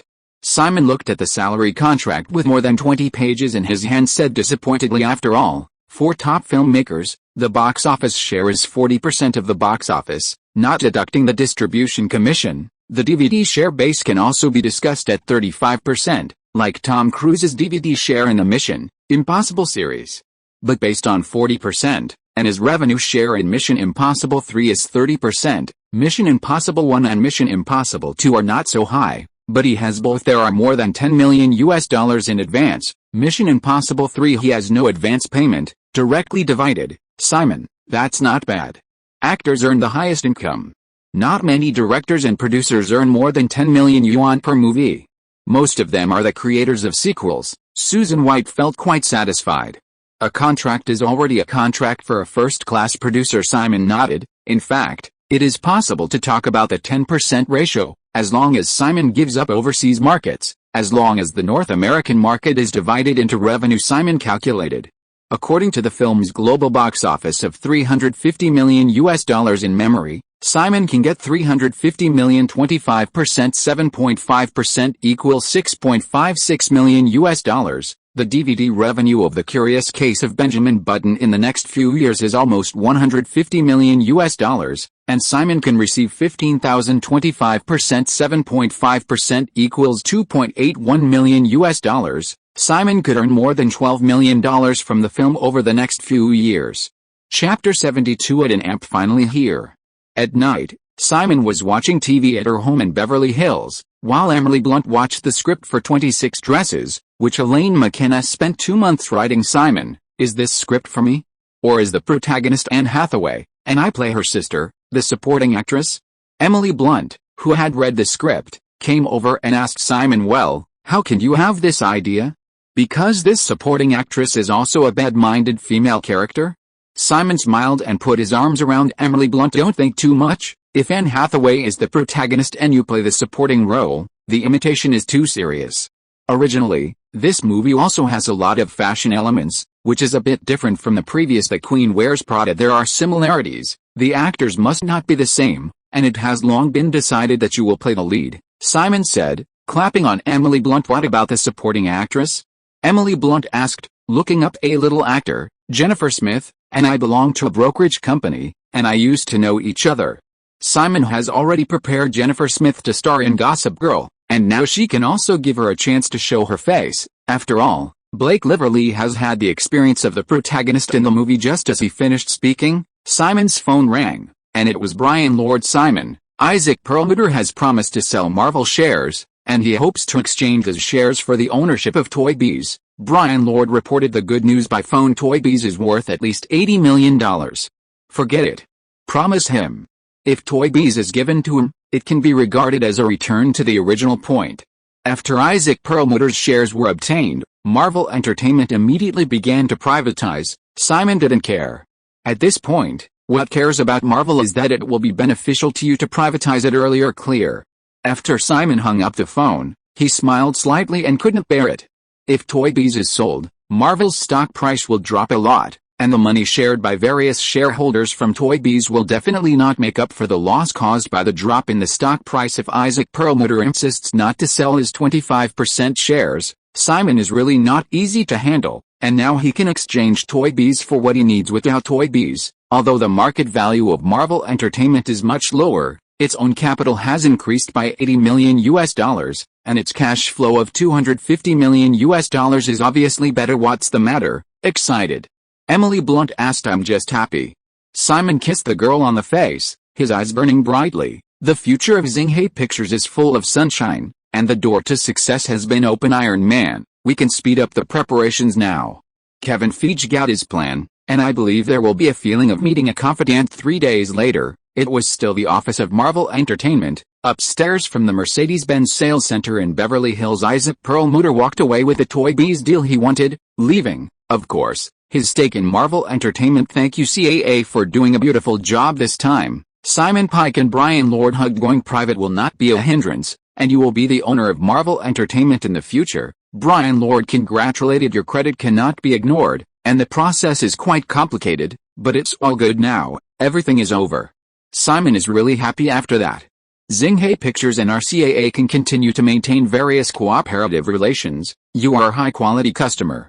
CAA also takes money to do things, and everyone is satisfied. After Brian Lord left, Simon chatted with operations officer David Messer and Kevin Feige of Marvel Studios about the new movie Iron Man in the pipeline. My plan, you have all read it, what do you think? Simon asked directly. The plan is very detailed and a bit bolder than our previous ones, with Iron Man 1 in 2008, Thor 1 in 2009, Captain America in 10 years, Iron Man 2, and then Avengers in 2011. David Messer had to admire, "This plan is indeed quite bold." Robert Downey Jr. also agreed that the actor's contract requirements were acceptable, and he agreed not to ask for a sequel. Kevin Feige said Simon shook his head and said, "I am very confident in the future of the Marvel series. Cooperation is a win-win situation. 9 contracts, the highest salary can get $20 million in the future. This one has to be written no matter what. We are not a single series, but a universe. A movie can take $20 million, and you know that's the price of a top star." Simon doesn't allow anyone to get the incredible salary figures of Robert Downey Jr. in his previous life, the advance payment plus bonus. The maximum of $20 million is not negotiable. $20 million. That's absolutely no problem. He's now getting $500,000 for Iron Man. Kevin Feige explained Marvel hero movies can make worthless actors popular all over the world, which is more important to them. Simon also knew that after the success of Iron Man, the subsequent actors were not paid very high, except for Robert Downey Jr. As for the candidate for Little Pepper, someone recommended Gwyneth Paltrow. She is the Oscar-winning actress, and her salary is also very cheap, only $3 million. Kevin Feige continued, "Gwyneth Paltrow, Simon thought for a while, then shook his head. Not suitable. Go to Kate Beckinsale. She is more suitable for the role of Little Pepper, and she is now in the role of Underworld. She is also very cheap for the genre film. Kate Beckinsale. This is also possible."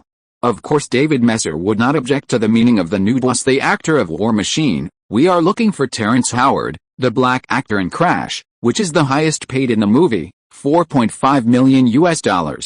Kevin Feige continued, "For such a role, is it appropriate to take such a high level in the first Marvel movie? Will the sequel rise or fall?" Simon smiled and said seriously, "Either we will reduce the pay, or we will change people. Hollywood lacks black actors. In terms of influence, he is definitely not as good as Kate Beckinsale.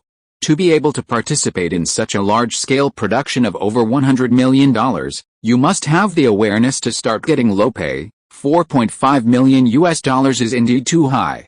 The protagonist Robert Downey Jr. only takes $500,000.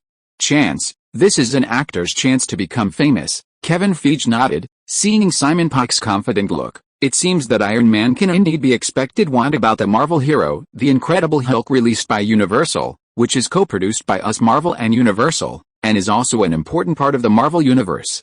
David Messer reminded Simon again, "Hey, headache." Simon also has no choice. The distribution rights are not in his hands. The production rights and distribution rights of the film are basically half of the investment quota. The Incredible Hulk is almost ready.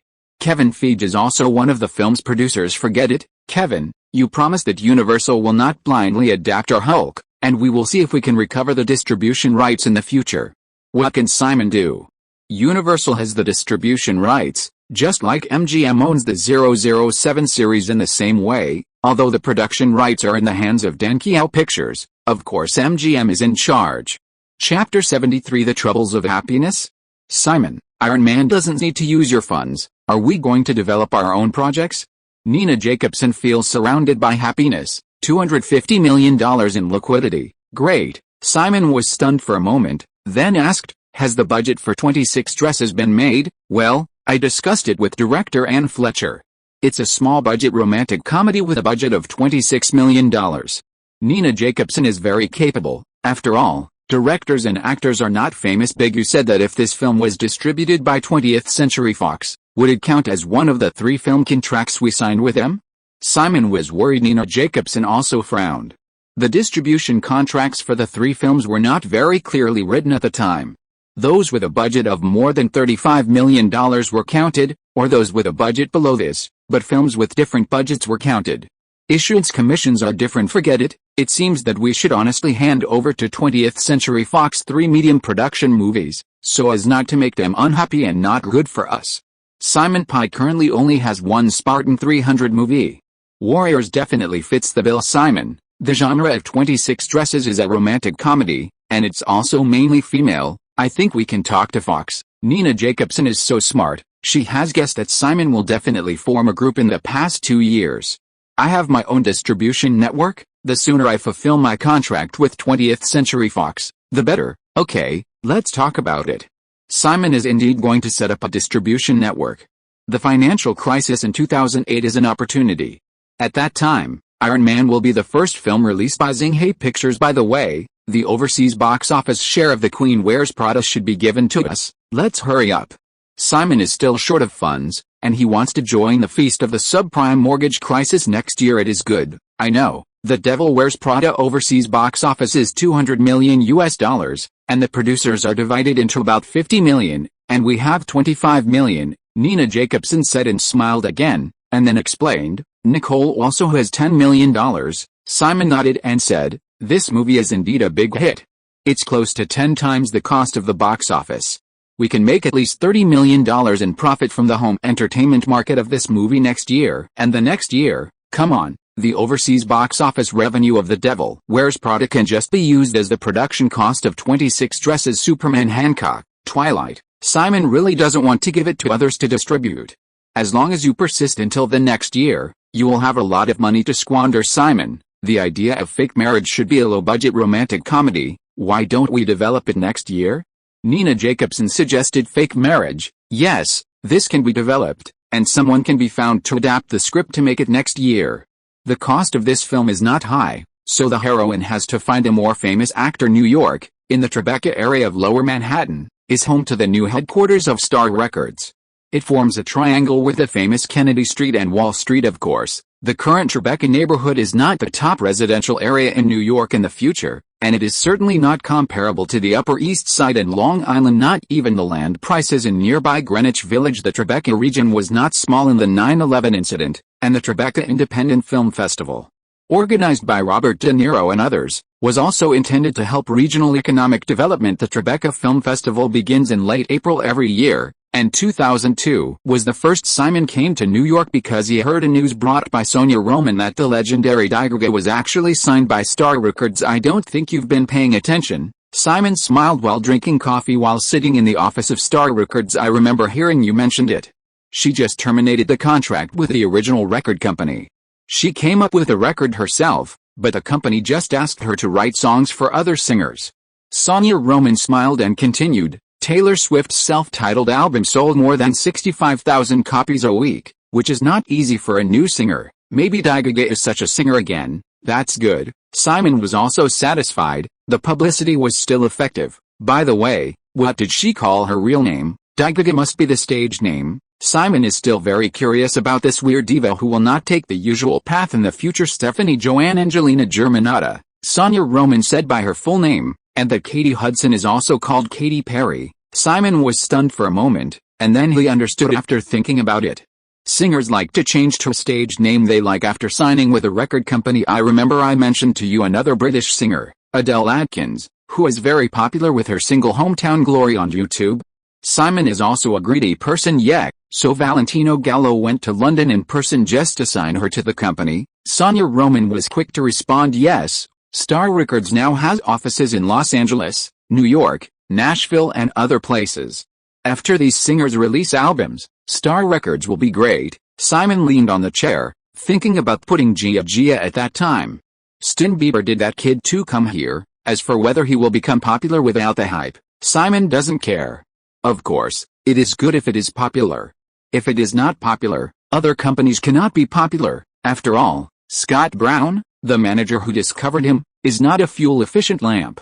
He is the one who will acquire Big Machine Records, which owns 6 of Taylor Swift's records, along with Justin Bieber bullying now that there is a chance to sign Justin Bieber and squeeze him. Something so happy must be done. Sonia, Xinjiang Records should pay more attention to online music in the future. The decline of the traditional recording industry is inevitable. We will focus on online music in the future, Simon said. I know, I have been paying attention to this aspect. You have already said that the major Hollywood media groups such as NBC Universal and Time Warner have all divested their record departments. Diversified development also has disadvantages, isn't it? Sonia said. Roman smiled.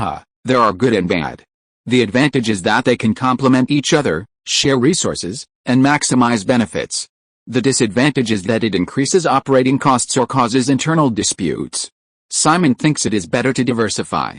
Time Warner put Warner Records. The sale is also the result of a high-level struggle for power. After all, After the merger between Time Warner and AOL, the high-level infighting between the two continued. One Group and One Voice, Rupert Murdoch of News Corporation and Summer Redstone of Viacom Group, can ensure that there will be no major infighting in the group. Chapter 74 Nine-Headed Bird Fund. Simon Parker came to New York, of course, not because he was curious about Agaga, but to find an investment manager for his own funds to act as his investment advisor. Nancy Davis, 32 years old, graduated from college in 1998 and started as a trader, and became the head of Goldman Sachs' traditional hedge fund. The options trading range includes commodities, credit, foreign exchange, interest rates, mortgage loans, dividends, stocks and other fields. There are really not many female hedge fund managers on Wall Street, and this blonde woman does stand out a bit. Ms. Davis, may I ask why you left Goldman Sachs? After all, at your current age, it is very possible to go further in the future. Simon Parker was recommended by CAA, and he has the ability, and it belongs to the winning type. Mr. Parker, the rights of men and women on Wall Street are more serious than in Hollywood. I have also been in charge of film funds before, and I know a little bit about it. I am also doing asset management work now, and I can work for clients in all aspects. Nancy Davis said and smiled again. After this, Mr. Parker, you will have a team dedicated to managing your funds, lawyers, accountants, tax researchers, etc., and you don't have to go to a hiring firm all the time, right? I set up an investment fund called the Nine-Headed Bird Fund, and you can help me manage it in the future. Simon has already checked her information clearly, and now she is basically the one who chooses to meet Nine-Bird Fund. This name seems to have a Hydra in Marvel Entertainment, right? Of course Nancy Davis knew that Simon Pike had Zing-Hay Pictures just acquired Marvel Entertainment. It doesn't matter, Simon recalled and explained. The nine-headed bird is a kind of divine bird worshipped by people in southern China in ancient times. It is smart and very alert, that's it. Nancy Davis nodded. The divine bird in China. Call me Simon in the future, and I'll call you Nancy, too.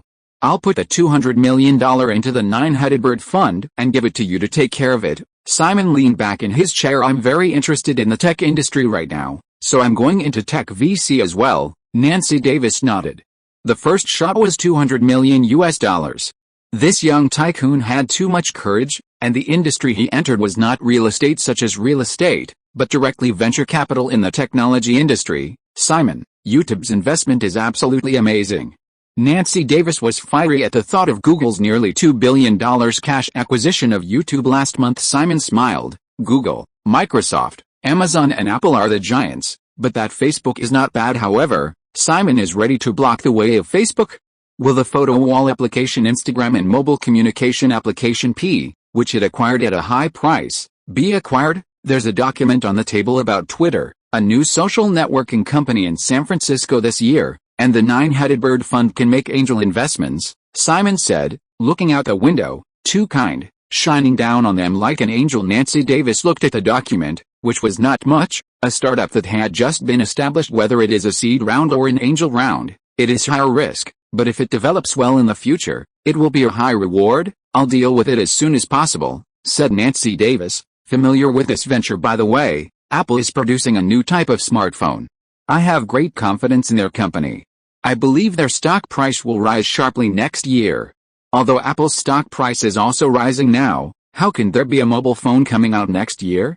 Caused a sensation, Nancy Davis nodded. In fact, her biggest role is to be a housekeeper, and Simon Parker is still in charge of the use of funds, but the necessary reminders and manipulations are implemented by her own team. After the big rise, the global financial crisis caused by the subprime mortgage crisis will fall sharply again. This is really the best era. Simon, do you have no idea about the real estate industry? You can make a small amount of investment, and the portfolio investment has the least risk, Nancy Davis reminded. After all, as his housekeeper, recommending a diversified investment portfolio is for his good. I know, but now is not the time. Next year, the technology industry is the main focus. I will have a good chat with you about this. Simon is not interested in real estate. It is impossible. Now real estate is too hot, don't touch it. The crisis that started in October next year, Simon couldn't help shaking every time he thought about it. How much money is waiting to be earned by yourself, and the leverage mechanism is short. So exciting. While Simon was laying out his future in New York, he was hosting a Hollywood superstar, Tom Hanks, In Nina Compson's office in Xinghe Films as far away as Los Angeles. Nina, I'm here to show you a script this time. Tom Hanks gave his signature simple and honest smile. Really? Tom, will no one invest in your script? Nina Jacobson asked with a puzzled smile. It's not about my script, it's about the film adaptation rights of a stage play that my production company bought a few years ago, and now the script has been written by someone, we've made a budget, and the heroine is still Meryl Streep. Project financing is a bit difficult, Tom Hanks continued, it's what Meryl Streep suggested to us. Xinghe Pictures has a lot of experience in such films with many female roles, so I came here on purpose. It turns out that it seems that Xinghe Pictures indeed, a few female-themed movies have been made. Nina Jacobson smiled. Now, isn't the company developing the two big heroine movies 26 Dresses and Fake Marriage? Indeed, both Juno and Little Miss Sunshine are artistically good, and The Devil Wears Prada is a commercial success, grossing $330 million worldwide. Tom Hanks also chatted with Nina finally. After watching Tom Hanks leave Xinghe Films, Nina Jacobson also picked up the script and movie plan just sent by Tom Hanks' Mamma Mia. The stage play of the same name is adapted from the screenplay by Tom Hanks and Gary Goldman's Python Films in conjunction with Judy Kramer's little sister. Judy Kramer is the star of the stage play Mamma Mia. Her little sister company is Mamma Mia.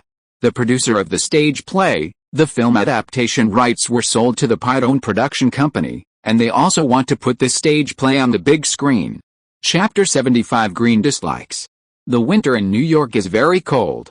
Compared with the warm Los Angeles on the West Coast, New York is indeed not suitable for some people who are afraid of cold. Simon got up from the bed in the suite at the Ritz-Carlton Hotel in New York's Central Park. It was snowing outside the window again, and went to the window to look at the snow outside. As the entertainment capital of the East Coast, there are also many independent film companies in New York. Especially after the opening of the Tribeca Independent Film Festival and the original New York Independent Film Festival, the number of films traded every year is also increasing. Looking at the New York Plaza Hotel, which has been closed and renovated not far away, the 19-story New York landmark building in Midtown Manhattan, the prime location on Fifth Avenue and the south side of Central Park. In the future, I should also invest in a luxury star hotel. Simon muttered silently in his heart. Coming to Star Records, Simon looked at the box office information of The Departed, produced by Warner Bros. The North American $132 million, the global $290 million, and the budget $90 million. The film's evaluation is also very good, and it will make a lot of money in the future. Laura, the preparations for Are the Curious Case of Benjamin Button in Los Angeles should be going well, right? Simon asked. It's going well. Cate Blanchett has passed the director's audition, and the director has also gone to the New Orleans area to choose a location. All aspects are proceeding in an orderly manner. Laura Collins, the female assistant beside her, took Simon's participation. Some projects are always in control of the situation. Also, 26 Dresses 20th Century Fox can be counted as one of our 3 contracts, but according to the regulations, the distribution commission is 12%. Laura Collins continued to report on the company's affairs. Okay, of course Simon didn't have much of an opinion, so there was only one movie contract left in the home entertainment market. How much revenue can we get now? Nina and Fox have negotiated, right? Of course, Simon is also concerned about the home entertainment market, which is currently the most profitable for movies. After all, starting from The Queen Wears Prada, not directly sold out, 28% of what we get in the home entertainment market. Laura Collins responded, hey, alright, 28% is fine. Simon had no choice. The distribution companies are so rude. If a DVD sells for $100 million, it's only $28 million for Xinghe. The investment of 20th Century Fox Home Entertainment is estimated to be only $30 million, and the remaining $42 million is taken away by the home entertainment department. By the way, here's an invitation to the reception, Time Warner's annual charity party. Laura Collins handed Simon another invitation. I took it over and Simon didn't take it seriously. These guys can find reasons to hold parties, movies, music, fashion magazines, political dinners, etc. every day. The Seattle Supersonics also completed the sale this year. Last year was the Cavaliers, the year before the Suns, and the Celtics and the Nuggets before that. The NBA has changed owners very quickly in recent years. Simon himself is also following the NBA ball. As for the team, Oklahoma City businessman Clay Bennett acquired the Seattle Supersonics in October, and he has already spoken. if Seattle does not support him in building a new stadium. The team will be moved. Of course, know that in 2 years the Seattle Supersonics will become the Oklahoma City Thunder. Boss, have you taken a fancy to the Rockets? But I don't think they will be sold. The Rockets are now sponsored by many Chinese companies, and they have a great influence in China. Laura Collins knew that the young boss was a fan of Yao Ming. I can't afford it either. How much did the Sonics sell for? $350 million. Simon also likes to own the team, accounting for more than 95% of the shares. After all, it is still very difficult to completely control a team in memory. Only the future Nets rich Russian owns 100% of the Nets, and then sold it to K. Chongson. Now that the Nets are in New Jersey, Simon leans back in his chair, and there will be another group of owners who sell teams after the financial crisis. Laura, pay attention to NBA teams in big cities in the future. If you have money in the future, you must buy one. Simon felt that he could also buy the Nets and move it to New York, but he had no chance. Now the Nets owner is estimated to have an idea to start working. The Russian owner bought the Nets because the Nets' new stadium in Brooklyn had financial difficulties because of the financial crisis. He also took over the new stadium. Okay, boss, the Los Angeles Clippers have a very poor grade. I wonder if Donald Sterling will sell it in the future? Laura Collins felt that it would be better for Simon Pike to buy a team in his hometown. Oh, that guy won't sell. Let's pay attention to other things. Simon thinks that the Warriors are also okay, and it's not bad to move to San Francisco early. Just as Simon was leaning back in his chair thinking about the team, Laura Collins stood behind and pinched Simon's shoulders. Simon raised his head slightly. Laura Collins has long brown hair, matching a capable business dress, and her fair skin sets off her beautiful figure. I can't tell the size of the ability anyway, but this looks is still good. Simon looked at Laura Collins' long brown hair with his hand, and smiled. Americans like blonde beauty, but how many golden? It's like weeds if you don't take care of it. Boss, you don't like blonde hair?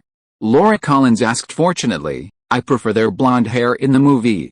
Simon is already frightened by the appearance of European and American stars in reality. Freckles, all kinds of loose skin, aging too fast. Laura Collins thinks about it like a blonde in a Boss movie. Not many. Anne Hathaway and Emily Blunt, who are related, are indeed not blonde. Boss, do you think brown hair looks better than blonde?